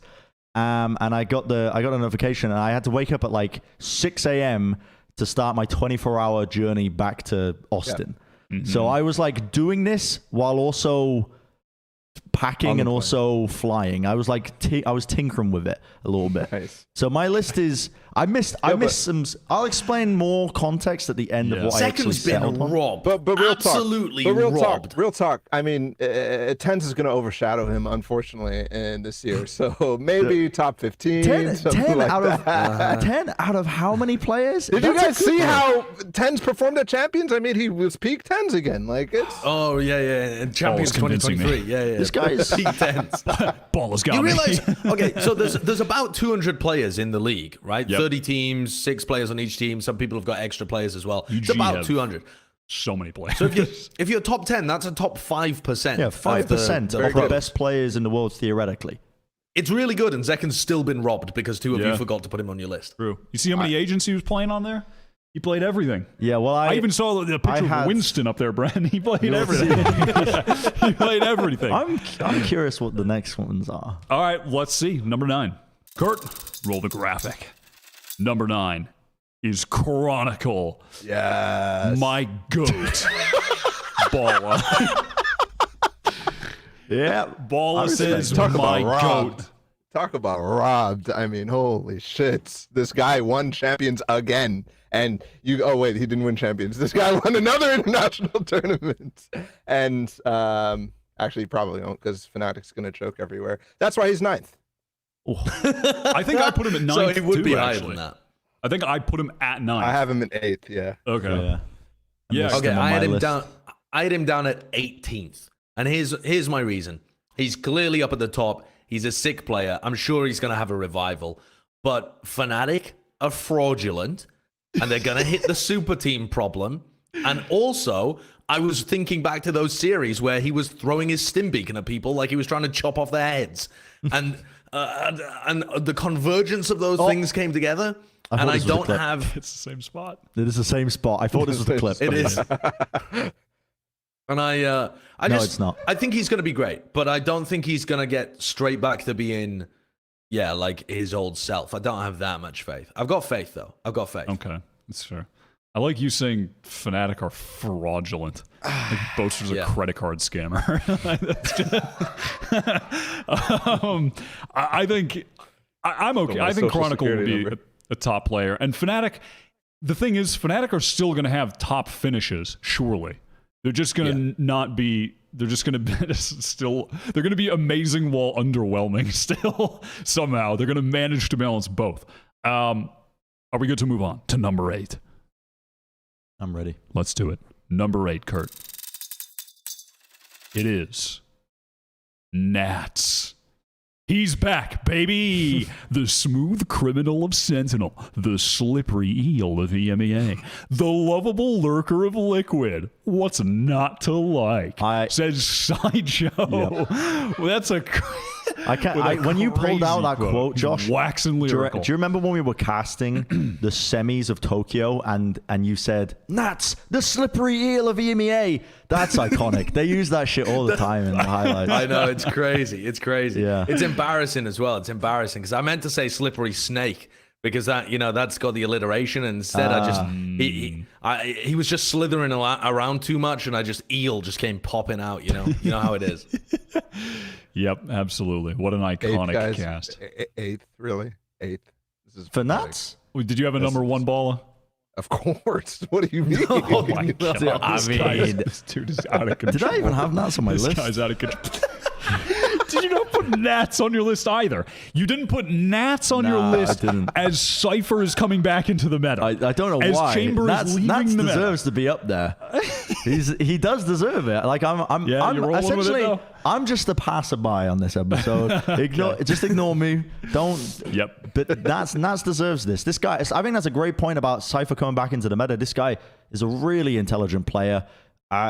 Kind of like got owned by the meta, I would say, to a degree, and also outside circumstances with the Russian invasion of Ukraine as well. Meaning, like there were so many situations over 2022 where all the players on mech just got boomed. You know what I mean?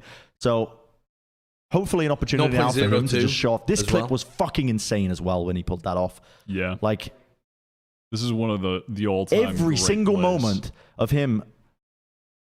Like, look at the movement here, Yep. dude. Like, the just movement. oh, The movement. it's too good. Good Yeah, term. not bad. Schmovement. Not bad. Yeah, I mean, I have um, Nats pretty high on my list. I think it's inevitable that these the hard Sentinel main players will find success at least in this first portion of the year, depending on where the meta and the patches go later on. We'll see. But I think with a lot of Cypher being played and KJ back in, like those guys that play those agents are going to thrive at the top of the year. And a lot of those players also, I feel like, just happen to be some of the most skilled. I don't know if that's by coincidence or what, but Well, you I think notice it when lot it's of the Sentinel Sentinel players players. are demons. Yeah. No, I think it's survivorship bias. They're the Yeah. only people that have survived the Great Chamber Purge. All of your shit mid-tier like players, I say shit mid-tier, all of your mediocre or worse players that played Sentinel have been replaced by the random good player that you've got to just go out there and play Chamber instead. You have to be a demon in order to stay around in the meta when your role has just been stolen. And so it's only like Nats and Sugetsu that have managed it. Sure. Yeah, I think that is pretty reasonable Less, as well. I suppose. Yeah. All right. Let's move on to number 7. Who do we got? Already had some big names here. Number 7 is Balla. Carried this shit out of us when we played Boomerangs. I have Numbers. done. Let's go. Damn, what is he cooking right now? He's got the scar, the And now- gold scar at that, and he gets the victory royale. So, my for me, God. my top players of 2023, I have done irreparable damage to this list because I had Balla at number 1, and it was enough to push him at number 7. I had Balla at number 1. Number 1. Okay, Yep. this is a bit of trolling. Ball's not actually number 7. What?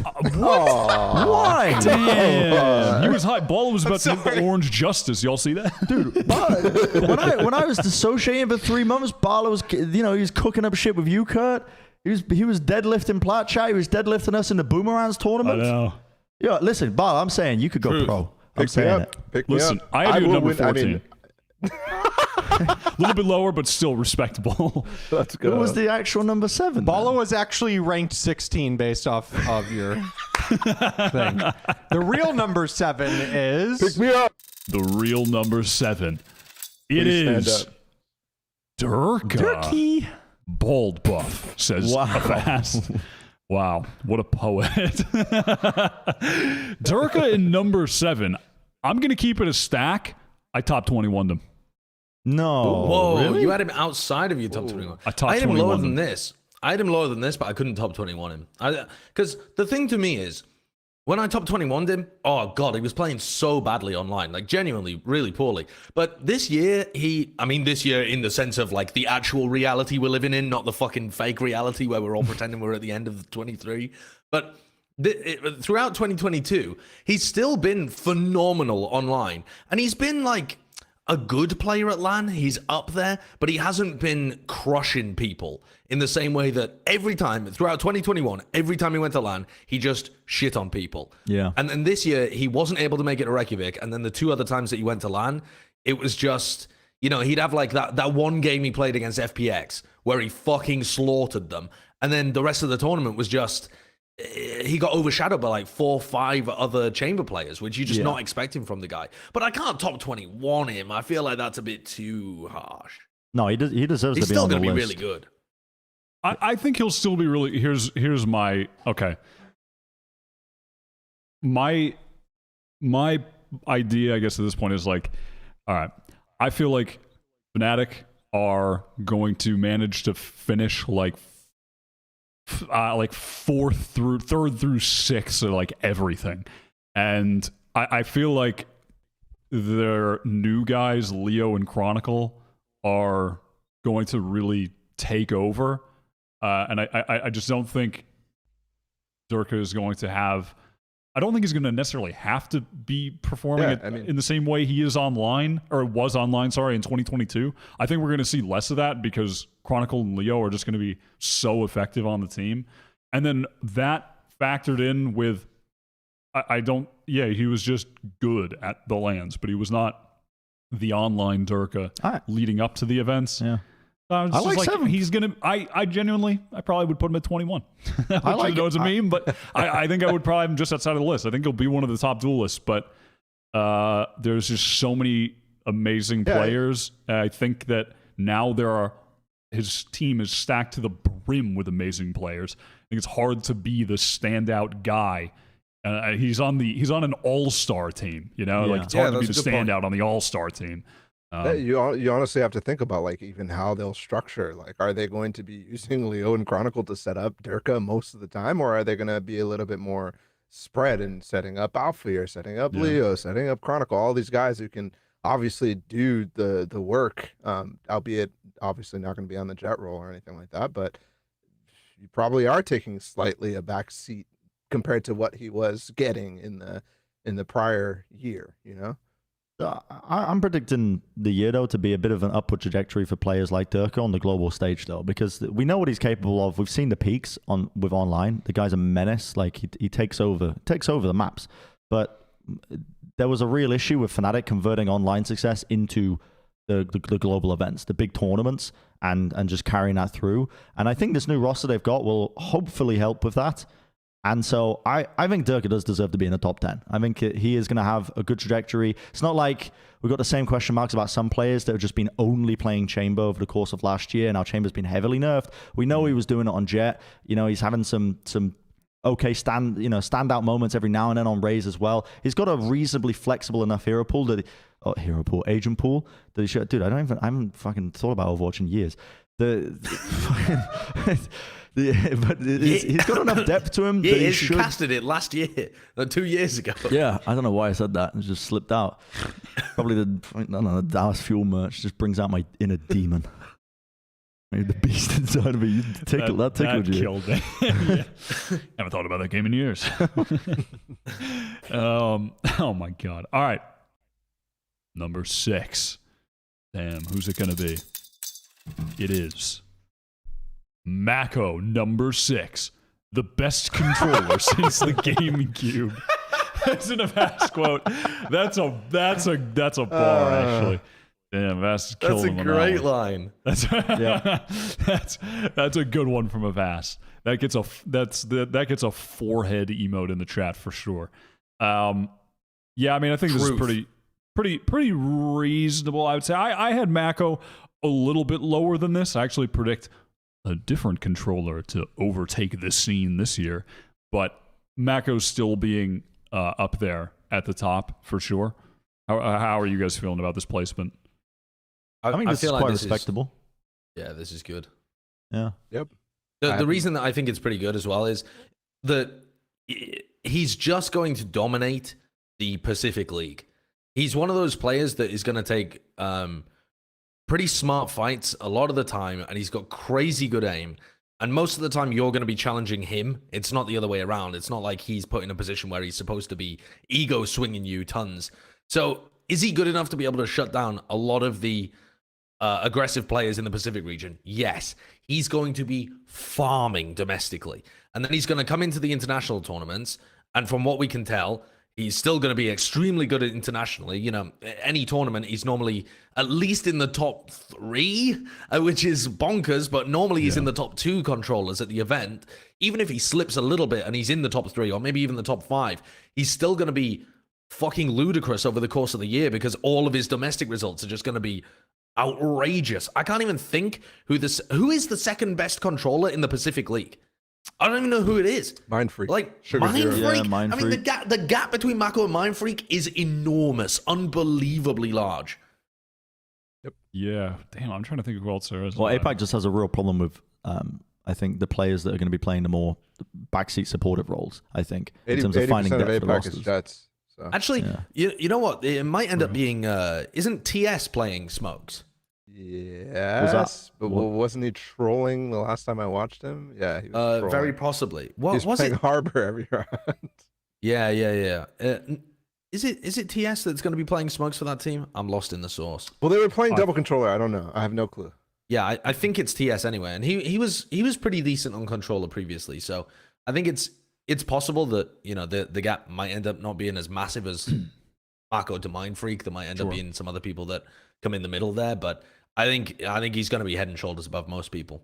That is a good point. I didn't actually factor that in with literally a single one of my picks, that there's going to be the separated region portion of the year. I only was thinking about internationally, but that is a good point. Mako should be able to just step on the competition over there as far as Well, I think controllers go. Internationally is what we're going to be thinking about anyway when we do this list for real. Of course. That's like the primary thing that we're going to be thinking about, Yeah. So But Bolo, you got any reasonable. scorching takes here? No, I don't. If you want a scorching take, no. Okay. All right, we can go to number 5 then. Number 5. It is. Who do we got? Number 5 is Yay.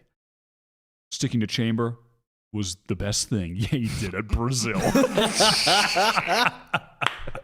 Damn. That's funny. Yeah, that was cool. What Everyone else thought chamber was done at lock-in, but not Yay. He stuck to it and went crazy at the event.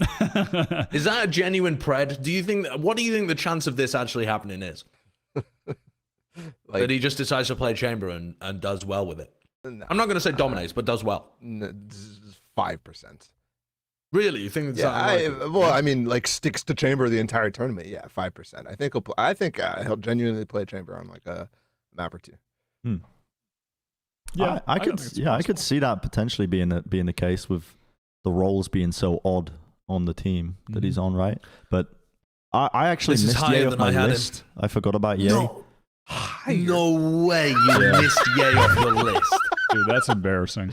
It's not that I forgot about him. It's You that forgot I about the expected. GOAT? The way I looked Demo, you about didn't put Michael Jordan. the way on your I list. looked at my 2023 list, I was Where's like, Messi? which players am I expecting to like have the biggest glow up and also like have it, that trajectory that they're going in? Yeah, I'm But you made expecting the them to most stay at the same improved. level. So like I put down like in my player list, the players I'm most excited to see, like the players I'm most hyped to see, the players I'm expecting big things from.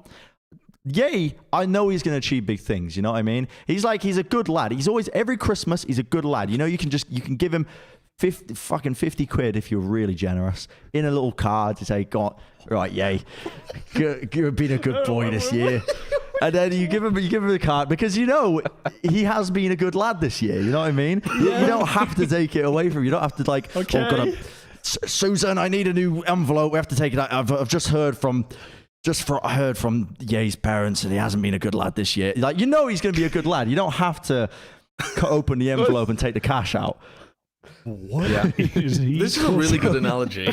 So I feel like these are repressed memories I right do now. see where you're taking him. he's a good lad. So I didn't have Yeah, him. he's a good lad.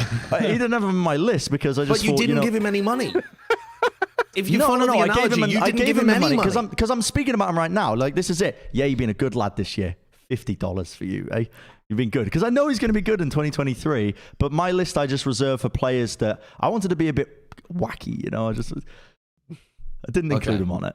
Okay. I mean, I went for the hot take before we started the segment of being like, oh, this is way higher than I had him. And then Bren's like, oh, I didn't even put him on my list. But he Yeah, does. He that's deserves fucking top crazy. 10. I'll say that he deserves top 10. But I just didn't put him on Deserves. because I knew Top people would 10. have him on their list. So I didn't need to put him on mine.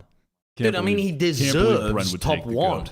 I mean, he's the best player. I mean, if you're Yeah, I just mean, going he based did off pop evidence, off at Tokyo. Yes, he popped off at Champs in fucking Los Angeles. I don't know. Ah, yes. Champs Los Angeles. Champs in Los That Angeles. was awesome. That What was a great tournament. event. He popped off at those, but listen. I have him as the second highest player on Cloud9 for 2023. You have Leaf at what? 1 again, bro. You did it for the memes. Ah, didn't you? this You guy's fucking No. He's got the trolling stick. No. I didn't have Leaf at number one. But I did have Leaf above Ye. Yes. He's got the trolling stick. I think this Cloud9 team is going to have some teething issues for sure. Like, getting Ye into the best positions to feast is not going to be an easy thing for this team to... I don't think they're going to be able to replicate the same success that Optic had, getting Ye into positions to look as good as he did.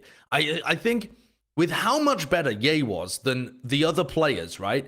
The gap between Ye and the second best player was so large that we couldn't really decide on the show who the second best player was, and we were going back and forth about it for a while. But every single person in the Valorant scene knew that Ye was the best player in 2022. The gap was significant there. The only way is down. Unfortunate to say, the only way is down. You are not going to get a meta and a team that's as perfect as setting up a fucking world-class player for dominance. You're not going to get the same level of dominance of Jet and Chebby. You're they're not gonna going to be get a setting up team Leaf where you've got Team. Victor just willing to fucking ind himself in and make space for you. You're not going to get that. He's on his way down. Yeah, but down meaning there's already a gap between him and second, so much so that we have to debate, and then worse than fifth.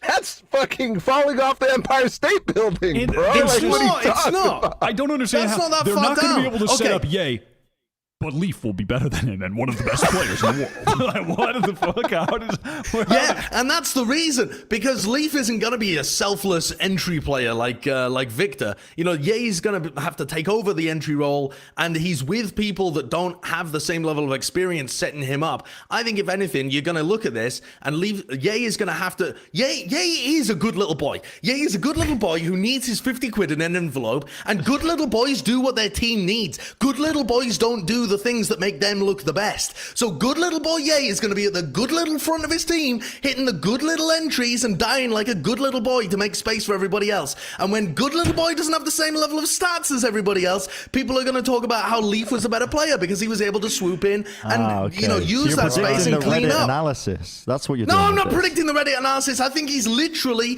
going to have less impact because he's going to do his job for the team, which is in this situation, I think, Josh, you're to so make space smart. for some of the When others. people make comparisons to our actual list from the VCT ACS charts, you're going to be so fucking smart, actually, because you're going to be correct. Because people are going to make those comparisons, and that's what I'm they're not going to talking base about it on. ACS. Dude, fucking his ACS is going to be Headshot through the roof percentage? because yeah, I'm talking about headshot percentage, yeah. Josh isn't just he is the Reddit analyst. He is the Reddit analyst. All right, number 4. Hold on. Yeah. We're not going to let you get away with this unless I missed it. What? Brent missed Ye on his list. Yeah, But I already so spoke did about you, Wyatt. Oh, you did? You missed Ye as well. I forgot. Dude, Weez. What are we doing? And he still made 5th. He still made 5th. I was gonna save saved the us. reveal for when we show our individual lists. Just see if you guys noticed. Yeah, I forgore. I was gonna have him at about 6th or 7th. Yeah. You forgot about Michael Jordan to And then use your I own was just. That's what you analogy. said about me. And I was. You said you forgot about Michael Jordan. You said that to me. Like you had him at number Yeah, 1. I did too. I mean, listen, Michael was playing in the 90s. I don't know what to tell you. That was a long time. That was a while ago. 2022? That was 2 years ago. I don't even remember when Ye was on top anymore. Yeah, yeah, I just forgot. I kind of forgot about all of Cloud9. I'm going to be honest. Cloud9 are nowhere near my list. I don't think I had I will anyone say- on my list. It's okay, Wyatt. Everybody Oh, no, forgot it's okay. something, and so did I. And we'll find that out at the end of this top 10. Of what I Stick forgot. around for that, curious viewers. There's going to be a crazy twist at the end of this top 10.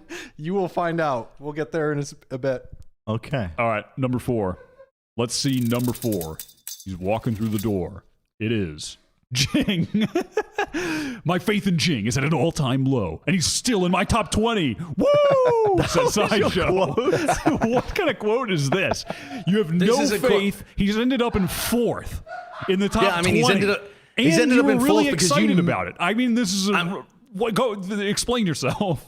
He's ended up in 4th because you maniacs are still, still going for it. Okay, I think it's the recency bias, right? It's the recency bias of the second place curse and the fact that they go out in champions. And then I've watched stuff in the off season, and it just all seems a little bit silly champ from Paper Rex. And I'm just not exactly sure how much they're going to be able to keep it up. They seem like the kind of team that is going to suffer from the fact that they didn't add a serious extra player to their team and didn't really try to make any evolution heading into the franchising. They give me the Dallas Fuel effect for any Overwatch fans out there, where like really top tier team, they're going to come into franchising, realize that everyone else has leveled up a little bit and find, our situation doesn't work quite as well as it did in the past. That's just my raw pred on Paper X in general. But I think Jing is just so talented that you've got to still have him in like the top echelons. But I think that the inherent style that Jing plays, right? All the things that we praised about how good he was that he plays in a way that when you look at it, you're like, surely he's getting punished for this, right? Surely he's getting punished for this. Holy fuck, how is he finding these timings? But he finds it so consistently, or at least he did throughout the beginning and middle of 2022, that there's obviously some serious thought process that goes into it, and his intuition's fantastic, all of the rest. But those kind of players, if you're relying so much on that intuitive sense of like, I'm going to try and push him here, I feel like he's off balance here, I'll outskill him, I'll use the space. All of that kind of stuff is going to be the first stuff to go away if your team starts struggling, or you don't have a good read, or your opponents have a good read on you, or you lose confidence, any of that kind of stuff. So I think that's I'm a bit down reasonable. on him compared to where I was, but I had him at like number 3. I mean, you still had him really one, high. I think. No, I had him at number 3 previously, is what I mean. I don't have him at number 3 now. I mean, I had him at number 3. I've lost confidence in him, and now he's dropped down, right? But I mean, my confidence was insanely high. Now he's just like a really good player. I don't think we'll be walking away from watching them in APAC though, and thinking that about like, oh, they didn't make any sizable upgrades. Because I think one of the best things that a team could do in APAC is if they had prior access, is keep them with that stable core. Because there are so many teams in APAC that are just like cooking up and starting from ground zero that you're still going to get the best out of Jing, I think, especially in that stable environment. And they've had a lot of learning moments at the tail end of 2022. The Carp had a lot of them because they got knocked out in groups. They beat Heretics in the final of the India tournament.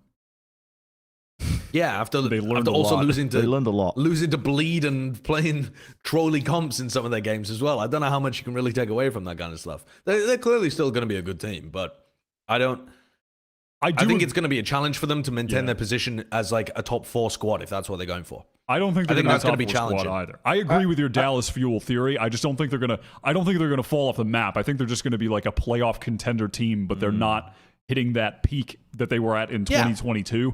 But that is still going to be position enough for Jing to be. What was that? But I think I think that's still going to be. I think that's still going to be high enough that Jing is like on display, still being a great player. You know.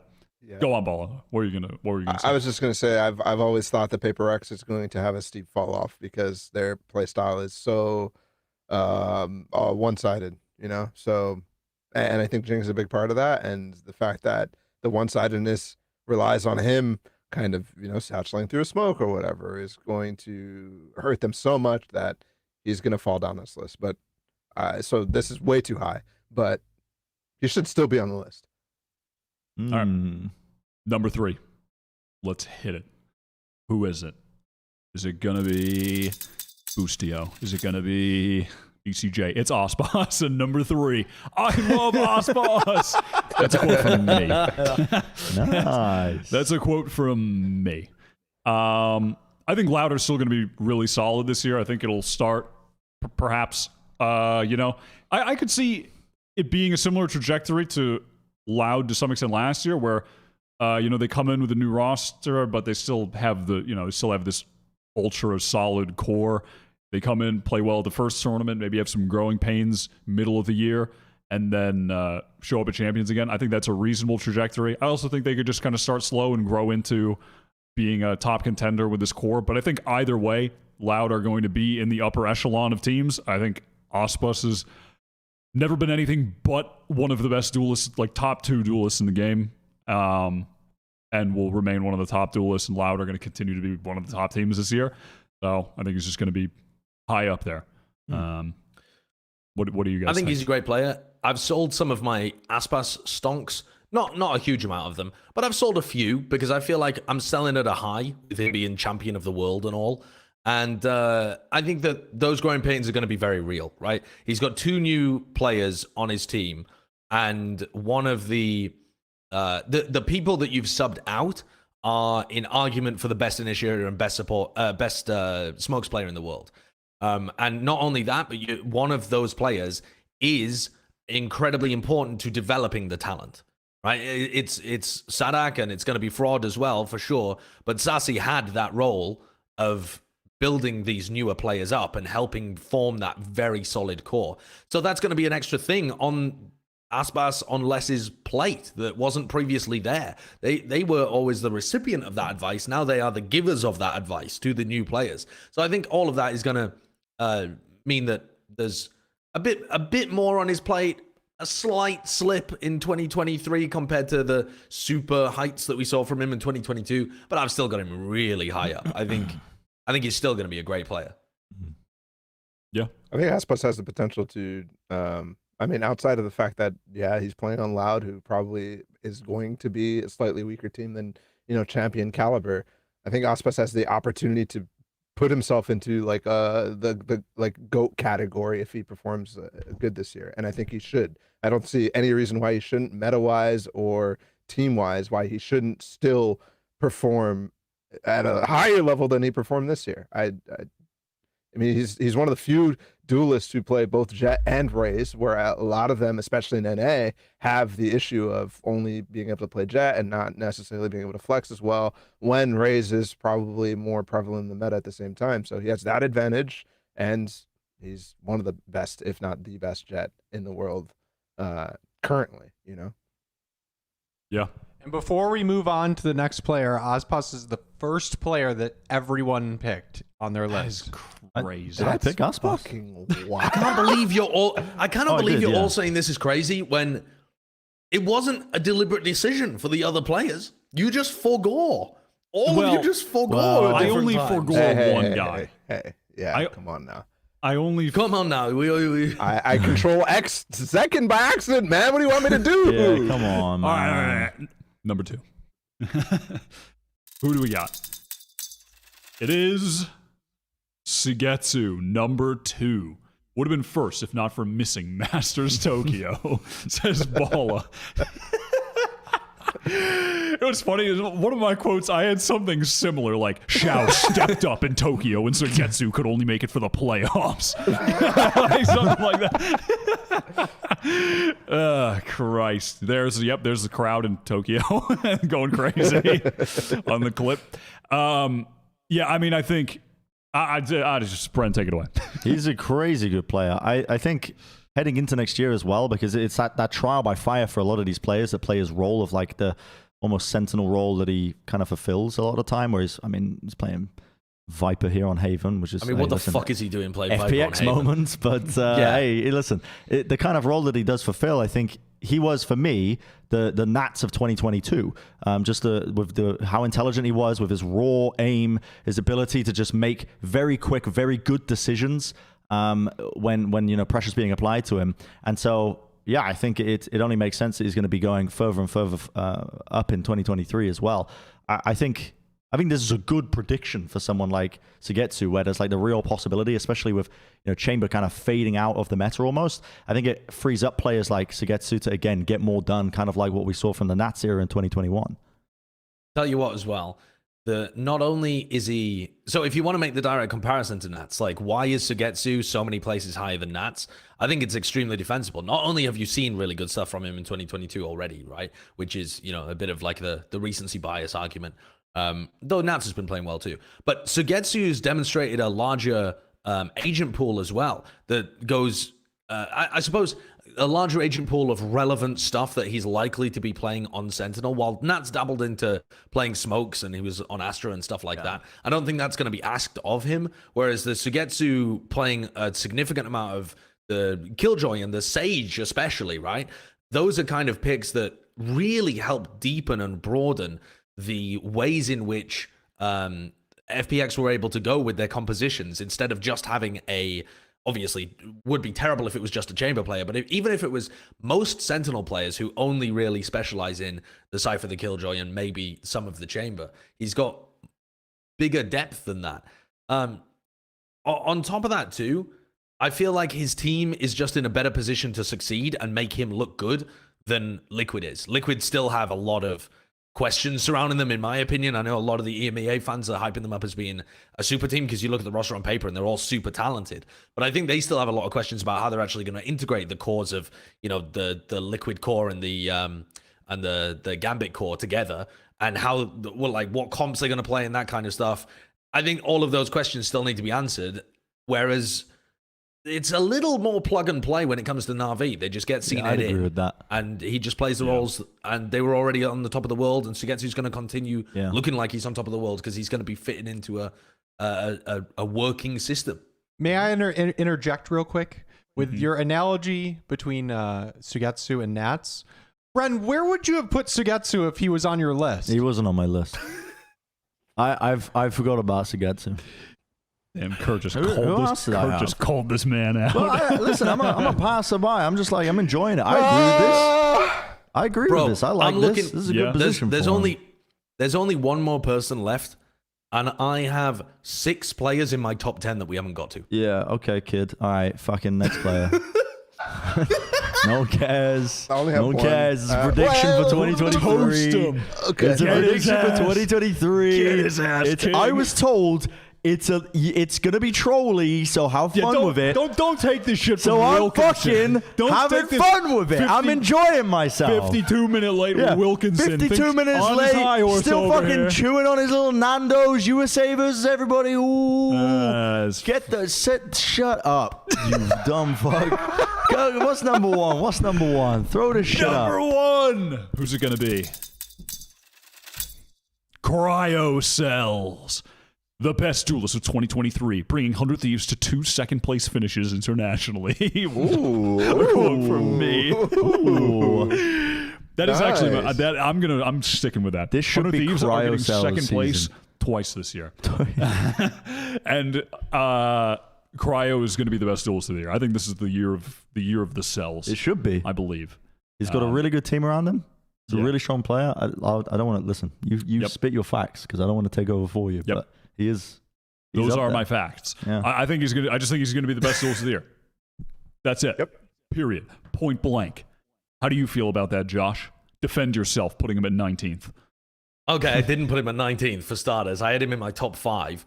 But I think the only question I have about Cryo, and it might just be one of my ignorance and lack of memory, have we seen him play Raze before? Has he ever had any requirement to play Raze? Because I only really remember watching him play a bunch of Jet and then Chamber at the top level. I don't think he's ever really had a requirement because Zekin, right? when he was playing on, he was on Soar in the Jet meta, and then went to Xset, and they have Zekin, so he just never really had to. Yeah, that's the only question that I have. I mean, obviously, I still have him in my top 5, but I want to see that first before I'm down to sign on to best duelist of the year. Because I think he's got the potential. If his Raze is as good as the rest of what we've seen, my God, it's fantastic. And he's clearly an extremely talented player as well. But I think for players that have hyper specialized into the contact agents, as in, you take first contact, your team sets you up, boom, get the kill, you have some kind of disengage mechanic. The Raze can be very different, and we've seen a lot of players that do incredibly well at Jet and Chamber and don't have as much success when it comes to Raze. So that's my only question, really. I guess also maybe Neon would be part of the meta and that kind of thing too, if you want to compare him to other duelists that might be maybe more of the all-rounders. I just want to see that before I sign on to the hype train fully, right at the front. I'm in the middle of the hype train right now. I'm still riding it, but I'm in the middle. I'm not conducting. I'm on the hype train. I'm on the hype train. I'm fully on the hype train. Balla. Mm-hmm. Tell me tell me about the train. The what I saw from him at Red Bull was not only continuing to improve at the stuff that he was already good at, but also, like, I don't know whether it's working with Mike's as a coach or what, but he is adding a significant amount of creativity and setups that he wasn't necessarily doing all year last year. And I think that is not only going to help when he goes for actually any of the agents that he plays, but it's going to make him so much more unpredictable. And I also don't necessarily think that, like, people are going to, like, fully be concerned about only him when they play against 100 Thieves. Like, a lot of the other duelists are going to be able to do, like, focus on Aspas, focus on, whatever it might be.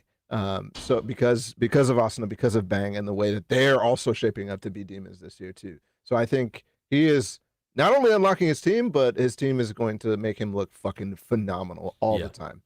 Yeah, definitely agree with that. I mean, he just fits so well into the system that he's straight out of the gates of Sao Paulo.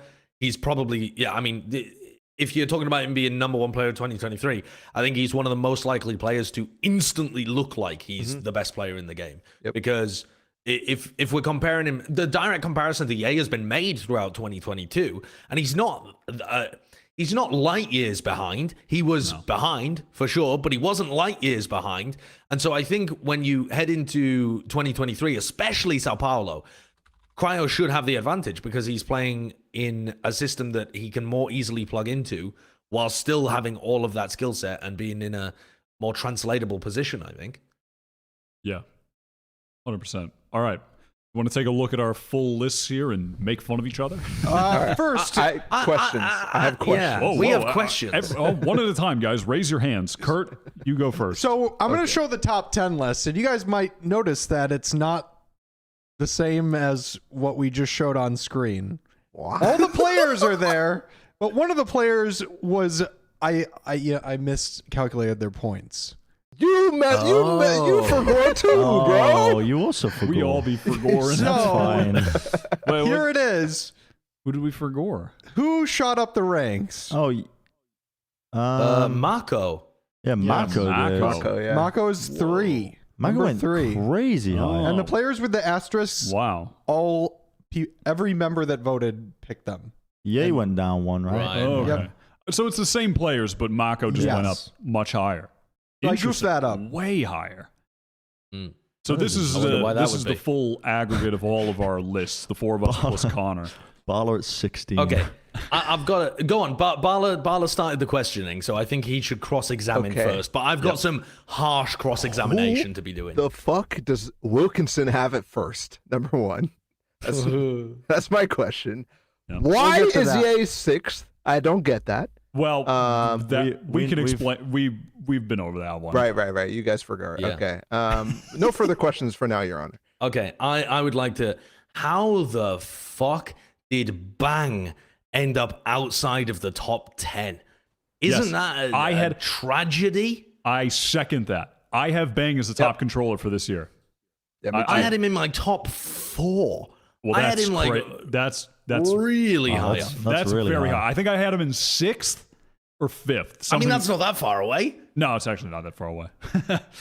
I mean, Um, I've You got go him. all the way I've got down. him really up there. yeah. Who do we have way down here at the bottom? CNET and Oh, Wow, we have damn. CNET 5 low. points for MW0. Some Overwatch player.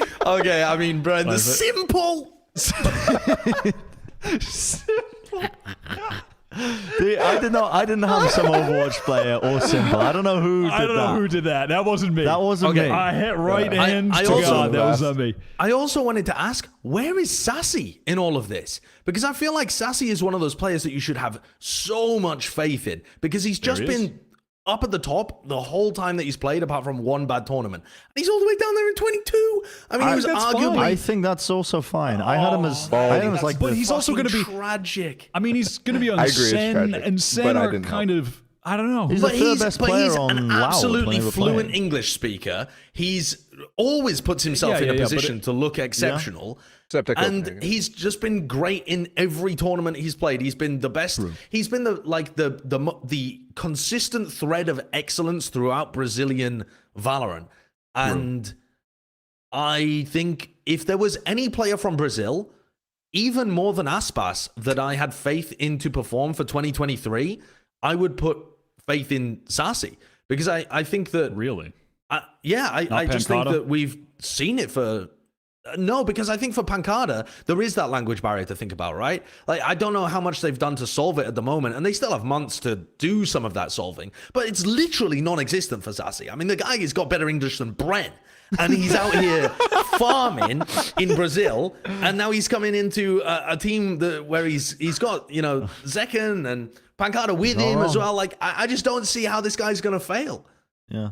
I think that's fair. that's I a was kind reasonable of devil's advocating a bit, because if we know my quote, I have Sentinels to win Tokyo, which I mean, I don't know how much I'm going to buy into my own quote there, but I think they'll probably start the year slow and then maybe hit the ground running later. I mean, if Where they- was they Tens do- in the I didn't have aggregate? him on my top 20. Oh, someone had him in the top 20. I didn't have him. Was I it put him in Connor? my top 20. Oh, Is that okay. is that the Neutral. only points that he got from it? I don't know. probably? right? Yeah, he only had 4. Yeah, because I think there is a serious possibility, because I feel like the storyline of Tens for so long has been, you can tell that he's got talent, right? Ignoring everything else, you can see the guy is really talented, and that's what draws people to want to watch him on stream and all of that kind of shit. But he's never had a system that works. Yeah, yeah. He's had know what one you mean. tournament where a team just let him go crazy and they were at the top of their game as well. But he's never actually been in a system where he's making correct decisions compared to what the rest of his team is doing too. And I don't see Sentinels having, like, doing the same kind of weird shit that we saw from them in 2022 or Cloud9 prior to that. He's certainly going to be brought back in line and used as a tool, and his raw ability as a tool that can be used by Def and by Psycho and by Kaplan, there's a lot to get used from there. I feel like if Sentinels do well, and they should do well based on the talent that's on their roster, Pens is going to be at the forefront of that, and he's probably going to be doing at least all right. Yeah, but not top 20. Maybe not True, top 20, no. But yeah, I just found it tough to put in the top 20. There's just so many. There really are just so many good players. Like even looking down there, like Takalia's pretty low. I feel like he's probably going to end up being better than that. But it's another guy where it's like, where do you place him? How did you guys not see Simple moving from CSGO to Valorant? Though? Because, I mean, Who? you saw that coming, he should be higher, right? That ball you put Simple on your list. Yeah, look at that. Yeah. Look at that smile. All right, let's do our individual ones. Who do we want to make fun of first? Let's make fun of Connor first because he's not here. Yeah, good idea. Good idea. He can't defend himself. What did he mess up? Yay number 1, Osbus number 2, Saved Mako us. number 3, Pancata number 4. That's very high for Pancata? Mako. Buzz number 5. I knew. And I was like, RB somebody- 6. Somebody He has put all Mako, of DRX. Buzz, and RB in his top 6. RB redemption arc, not in my He universe. already had his redemption And arc. He already RB. had it, yeah. Yeah. He had it at champs. He already had his redemption arc. Groups at Copenhagen and then champs, 100%. Yeah, he did. was He already good had at it. Bro, champs. you can't be telling me that RB had his redemption arc. No, I at don't. Listen, I don't think champs. he's number 6, The but team also did. listen. Listen, RB's redemption arc was I will give up my role to Buzz. That's not a redemption arc. Yeah, that's it a is. fucking. Yeah, it is. That's the first step to being full-time benched. That's not a redemption arc. That's so harsh. Good point. I do Good point. think 3 players from DRX in the top 6 Yeah. is crazy. Who is this, Seth? And Like, no stacks. And also, I mean I mean that's like DRX are just dominating the year placements from Connor. Yeah. Yeah, Which, it That's is. his prediction. which seems crazy, but yeah, we're just gonna. Connor's predicting DRX to win every international tournament this year, which is crazy. Les 8th, that is based. Just saying. Y'all forgot about Les. That is a very based suggestion. Yeah. I mean, Les y'all has the forgot same about arguments basically Wow. that like Nats and Sugetsu. Shao almost punched overall. He almost punched into the top Dude, 10. I He had was like Shao 13th overall. really high. Shao's a great player. Honestly, I'm not that mad at this Avast list. We didn't really put I think Scream anywhere. Yeah, that's what I was going to say. Scream, Yeah. right? I mean, he always is What team does he play for? doing well. Carmine Corp. Carmen Core. That's I the don't thing, know whether I'm like- they'll even make the I'm not- internationals. Yeah, I'm just not excited about Carmine Corp. They could surprise me, us, whoever needs surprising, but I would consider myself in need of surprising from Carmine Corp, frankly. I'm just not that excited about them. But I don't know. Scream will always Even though pull Scream- miracles Bye, out Josh. for you. Goodbye, Josh. Ty Wilkinson. There he goes again. Scream will always pull miracles out for you out of nowhere. That's the thing that I learned. Is that the guy just Oh, yeah. Real quick. What's he doing? What's the, Walking him? what happened that caused Josh to disconnect? I don't know. He poured water on something, or he stepped on a cable. Okay. It's Perry finished. Yeah. The and internet got it fell turned off. on the internet. Yeah. I think he just ran out of battery on his laptop. We'll find out. Yeah, that might be. Yeah, that might be a good one. He Actually, needs to get Let's see. more Did he AAA put a batteries. message or anything? Well, don't worry, everyone. We'll keep you posted. Yeah. Anyway, On Wilkinson. Surprised guy. Oh, never mind. Chronicle is there. I don't know, man. Scream is one of those players though, where like I was doubting him for all of 2022 just because I thought like there's just no way. Like this team, it feels like they don't have a good system in place, and he will win you maps. Like he's just that player. He'll win you maps playing Phoenix and just brute forcing it. Like Yeah. he's that guy. He's definitely got the skill to be up there. I don't want to look at my Avast top list is 20. based. Avast list is so look. Zipon at 13th too. He's the only one who remembered about CNED. Like Charles Ned. Defend Huh? 3 DRX players in the top 6. Yeah, I That's don't. outside of that. The list is based. All right. That's unforgivable though. Another player I will point to on there, though, Connor had Laz on his list. I think, yeah, 17. Based. I wanted to put Laz on mine, but I just couldn't because I want to have faith in Zeta and I want them to be good, but I'm just so concerned with their no roster change heading into the year. And also, even though Laz has proven that he's good on many different agents and not just Chamber, he was able to carry on Chamber, and I don't think he'll be able to do that if he goes back to playing some of his old roles. I don't think he can carry in the same way. So even I think Laz will probably be great this year, but it's just tough for him, I think, to finish in a top 20 spot. But we could move. Did Josh say anything in the chat? I don't know. Or is he I just said, did you DC? Well, he thinks he's still on the show. Still on right the show. Yeah. Who do we want to take a look at next time? Do we want to look at Josh since he's not here to defend himself now? Or should we wait for it's always fun when Josh is. Yeah, we need him to defend we need him his to bullshit. defend himself. We can take a look at yours. Look at mine, and I'll Let's see- explain something what happened when I was cooking this up. All right, let's. So I was told, listen, there's a little bit of trolling that we can throw into this. We can throw a little bit of trolling. So I was like, okay, I'll have fun with it.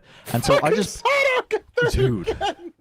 I put Sadak at 3 again because This listen, list people aren't putting is Sadak. insane. People aren't putting respect on Sadak's name. I'm telling you right now, people keep missing respect off of Sadak's name. The guy does it all. He's playing a multitude of roles. He pops off for them as well. The guy's a veteran presence as well. He's gonna pop off, I think. Bren, but what I did was You spelled his name wrong. I did, yeah. I spelled a lot of people's name because I was like Oh, you're on your phone. I was like on my Okay. phone Okay, making a lot okay. of shit. And I was like That's fine, traveling. that's fine. But I was like, okay, well, I could put thought into this when I'm really tired. It's like fucking God knows what time. I'm really tired. I could put some thought into this, but I made a list of all the players I was looking forward to seeing that I thought might have a glow up or will surprise or will, perform well in a list. It ended up 23 players. Yeah. I put it into a list randomizer. I then randomized the list and just took the top 20 and slotted it in. And this is what I came up with. Wait, because so did you place these guys on purpose? no, So these are just this is my player, and I missed off a couple of players, which I think they got deleted off the spreadsheet at the end. But Josh's internet died, so there you go. There's the thing. But okay, so well, I was gonna make you defend yourself for like I can't defend any of these, but Twiston at 7. I can talk about Twiston. I mean, he's good. I mean, I I think called him Twiston- Zeus on one of the listen, episodes. I think Twiston, I think honestly, potential for that team again. Don't sleep on what team is he on? Vitality. Don't sleep on Vitality, man. That's all I'm saying. Don't sleep on them. Don't Agreed. sleep. That team, Safe as a base pick. can cook. True. You really Don't sleep. randomized this, and I ended up Yes. first. That is fucking cool. Yep. Okay. Nice. I You're mean, it's first. not the worst list, honestly. It's kind of. I think it's okay. But I shoved it all in. I There's randomized some that are a little weird, but like Saya player at 8, Shandi at 4. Wait, if he misspelled them, is it messing up your calculation? No, it just makes it harder for me. But Yeah, okay. I messed up. Might be. All right. Let's take a look at yours, Paula. Let's do it. What do we got? Cryo. Yay. I mean, yep, there it is. Simple in 20th. And Leo 13th. I think I might have ended up having Leo higher than everyone, unless he was high up on Josh. I really did forget about Marved in Leo. 18th. Jimmy's going crazy in rank this year. You should see my quote about Marv. Who is some Overwatch player?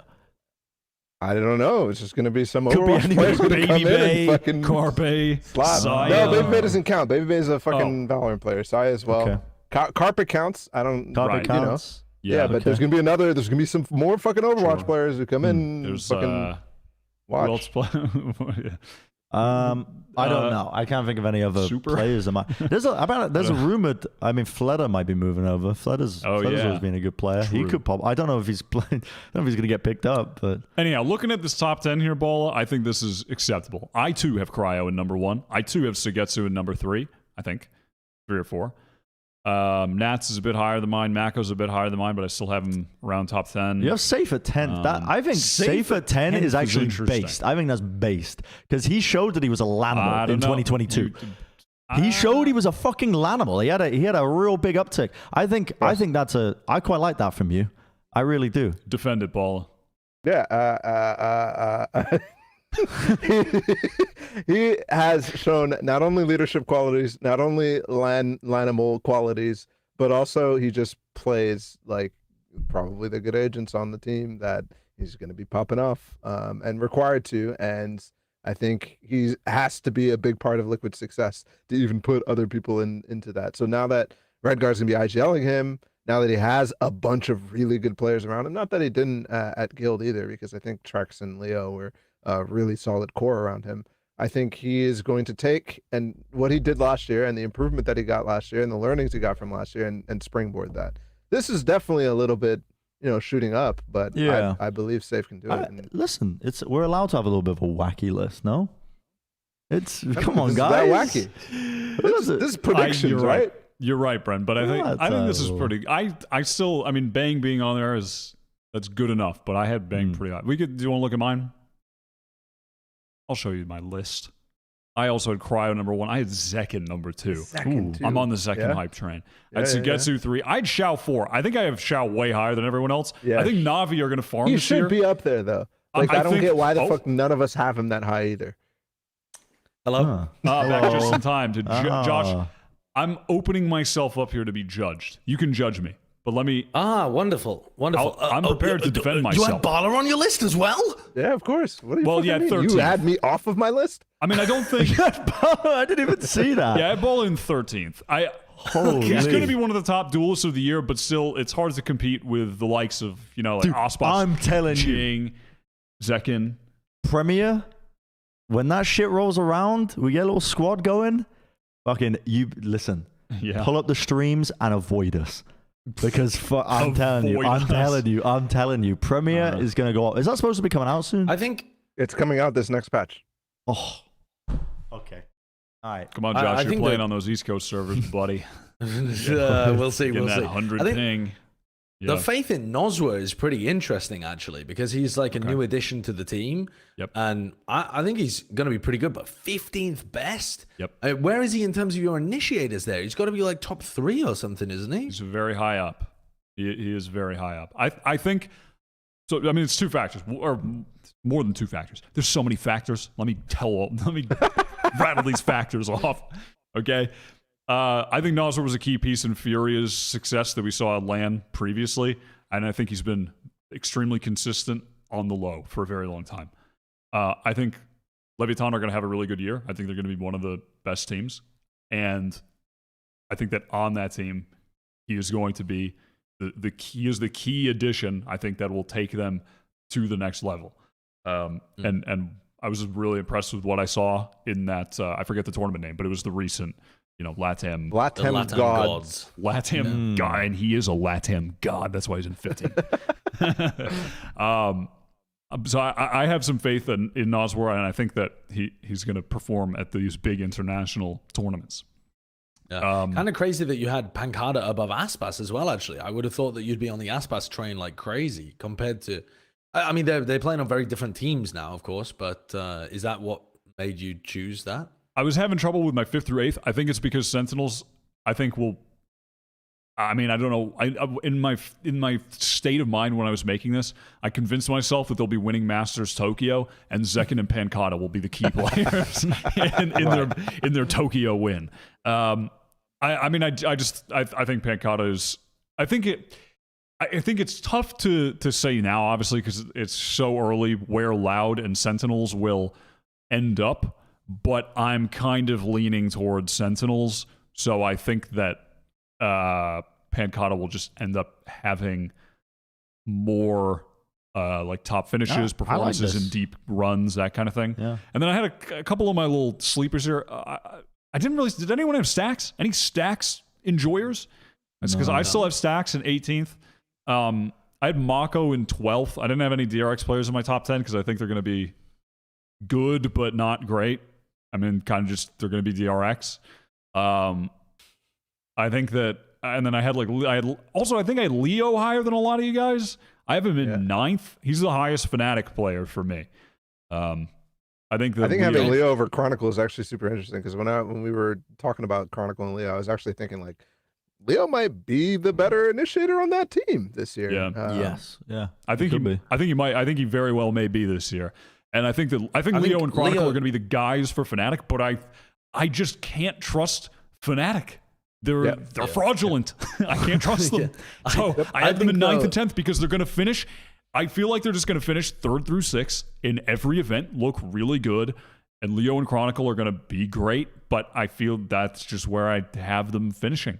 Leo's also going to have a lot of space to look great on that team, though, because the way that they're normally built is that they put a lot of thought into the getting into positions, and then they have never really had a player that is amazing at closing them out of rounds. The best clutcher they've had on the team is probably Enzo. Yeah. I mean, maybe Boaster, but I think Leo is probably going to fill that gap really nicely. He's not known at the moment as a god tier clutcher. He's a good clutcher, but I think the more experience he gets in playing that role, where he's specifically like playing for the late game, because Durka's got a lot of that opening. Like you've got Durka and Chronicle up there opening space for you, or Alpha Yez, opening space on the other side of the site. I feel like Leo's going to be their late round player, their closer. And he's going to have a huge amount of success in that role. I think he's got more space to shine than somebody like Chronicle. Yeah. And we can pog out here about Bang if we want, Josh. I have him at 6. I think he's going to be the best controller of the year. I think 100 Thieves are going to have a great year. And I think Bang's well, gonna be actually, I had Mako above him. Really? I just don't think... I feel like DRX are just going to be just good again. Oh my God, Holy bro. shit! Josh. All right, that's it. Josh I'm going is to be top... honest with you. Did you also Mako- randomize your list? No, Josh Mako just got to the top because has Mako at number 1 for the audio listeners at home. yeah, I didn't know who to put at number 1, and I just thought, yeah, I mean, Mako is a fantastic player at the moment, and I feel like he's getting better, and I think that there's no reason why I would expect him to drop off. I think DRX are extremely unlikely to go down from their 2022 of finishing 5th, 6th in every tournament, right? I think it's really unlikely that they go downwards from there. They're going to qualify for every tournament because they're clearly one of the best teams in the Pacific region. And then the chances of them, finishing higher than 5th, 6th on average, I think is fairly decent because they've already shown at least in one instance that they can break through. Doesn't mean I think they're going to break through every time. I'm not on the cope of like, they've proven it, now they're going to be dominant. But I think they'll probably do it once next year as well. Once in 2023, they'll have another really good run and make a podium finish, something like that. And I think Mako's just been astoundingly consistent every time. There's a pretty big argument as to whether or not him or Marv deserves best controller of the year, I think, for 2022. But either way you slice it, that's like a top 5 player of 2022, I think, if you put it out that way. Including Pancada in your list? I don't have Yeah. either. I didn't put Pancada in because while I would have him really high in 2022, especially towards the end of 2022, I think that he's the most likely player to struggle on Sentinels because of the language barrier. And I'm not confident that Sentinels are going to go crazy. I think there's a decent chance of it, but it's one of those teams where you can't be sure that it's going to happen. No, I don't have Pancada on my list, but I think he's still going to be a great player. I do want to point out here, number 19, Zeta. I think Josh and I we're the only people to have any T1 players on our list. I had Ban at 20. You have Zeta at 19. Yeah. Didn't even My know thought T1 process was with in Zeta partnerships. was that we haven't seen him in forever, right? Which is part of the reason why no one's really thinking about him anymore. But every time we have seen him, he's been very good. And thinking back to the beginning of 2022, he was one of the biggest reasons why the team play elements within Cloud9 worked so well. Yeah. Part of the set stuff, always had good ideas of how to sync up with the rest of his team, setting them up for success. And I think that when you consider the other initiator players in Korea, he's got a decent chance of outclassing them and being the glue that's required to make those other pieces work on T1. I think the only other player that you'd throw up there is probably Stacks, right? Who's also probably going to have a really good year too. I just went for a punt with Zeta here. I'd probably have Stacks, a couple of places off the list, but not very far off the list, because I think he's another player that you can bet the house on having a pretty consistently decent year. Sure. Yeah. Okay. Why do you hate Forsaken? I think Forsaken's the most likely player to look shit if Paper X fall on their face. Good answer. I think, if they succeed, Forsaken's going to look fantastic because he's the tip of the spear, all the strats set up around him. If they start slipping, then Forsaken's going to have first death numbers like you've never seen before. And it's not necessarily going to be his fault because his team's telling him to do it, but he's going to look shit. Nice. Good. Yeah. I have one further question here. What do you think about some Overwatch player and his placement? Some Overwatch player seems a little overrated to me, honestly. A little overrated. Is this supposed to be Derek, or is this just a No, random? no, be no. anyone. It's a new the beauty of it. Overwatch player. Could be It's Derek. Karpa or somebody else that's coming over. Okay, Leto. so someone else that's Carpe. coming over is going to be at 19. It could be anyone. Yeah. Who else is Anyone. out there, huh? I have a We question. threw out Fleeta. Is that guy? could be Fleta, cool? yeah. Fleeta. Yeah, Fleeta. Fleta, Fleeta of the Fleta might be Foxes. playing Carpe, I guess. Yep.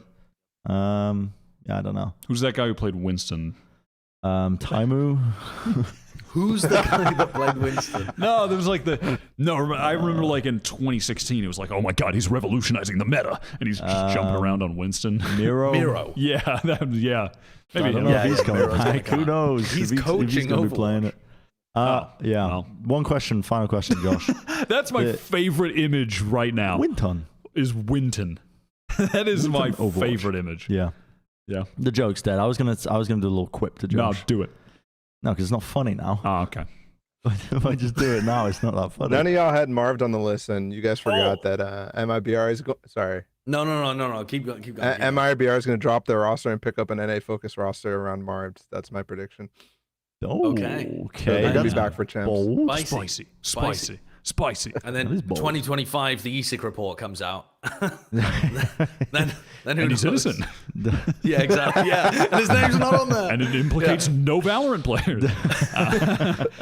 So What a can you bring up my list again? Because I feel like there was a player that I didn't see. I've already gone on the rant about Sassy, but right underneath Sassy on my list was another player that I want to see whether you guys have put on anywhere. Ball ahead of Already Safe. spoke about this. Ballard at 10th. I said very based of you because I thought Safe was Yeah. a Lanimal. Yeah, I think Safe's going to have a really good year next year. I think even if Liquid are just throwing spaghetti all over the place, Safe is going to succeed even within that kind of spaghetti environment. All right, He's going to be a hooper. guys, let's take this thing home. Let's make like when a plane lands safely, we all clap. Everybody together. clap. That happened to me when I was coming into America. I saw you post that. I've never had that happen to me before. I have never seen that Oh, before. I've had it so often. Oh my god! What? Maybe Really? I'm the problem. Dude, so Do many you Air start the France clap? planes. No, I don't know why. Air France planes. Whenever I land in Paris, they just fucking clap. I don't get Dude, it. that is crazy. I have never experienced this before. We touched down in Atlanta, Georgia, and just the entire front section of my plane. Yeah. Was it a rough landing or what? It was. We flew for a thunderstorm. Yeah.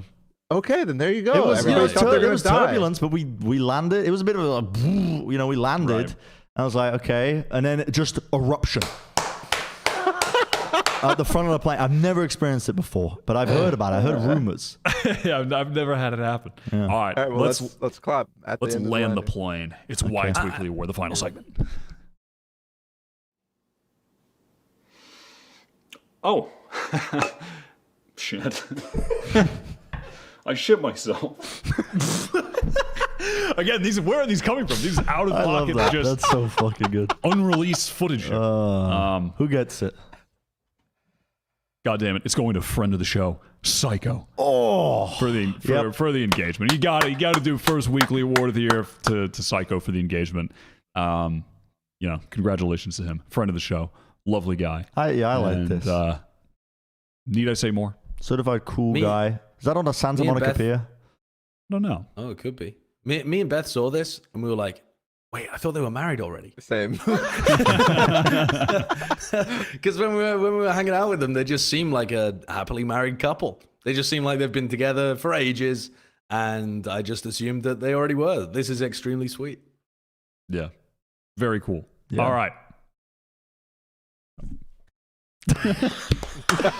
Everybody clap. We got through the episode. Good job, everyone. We did it. All right. We'll Can't wait Hey, to shout come up out with some to us, bullshit huh? for next week. shout out to the viewers, and we'll see you next week.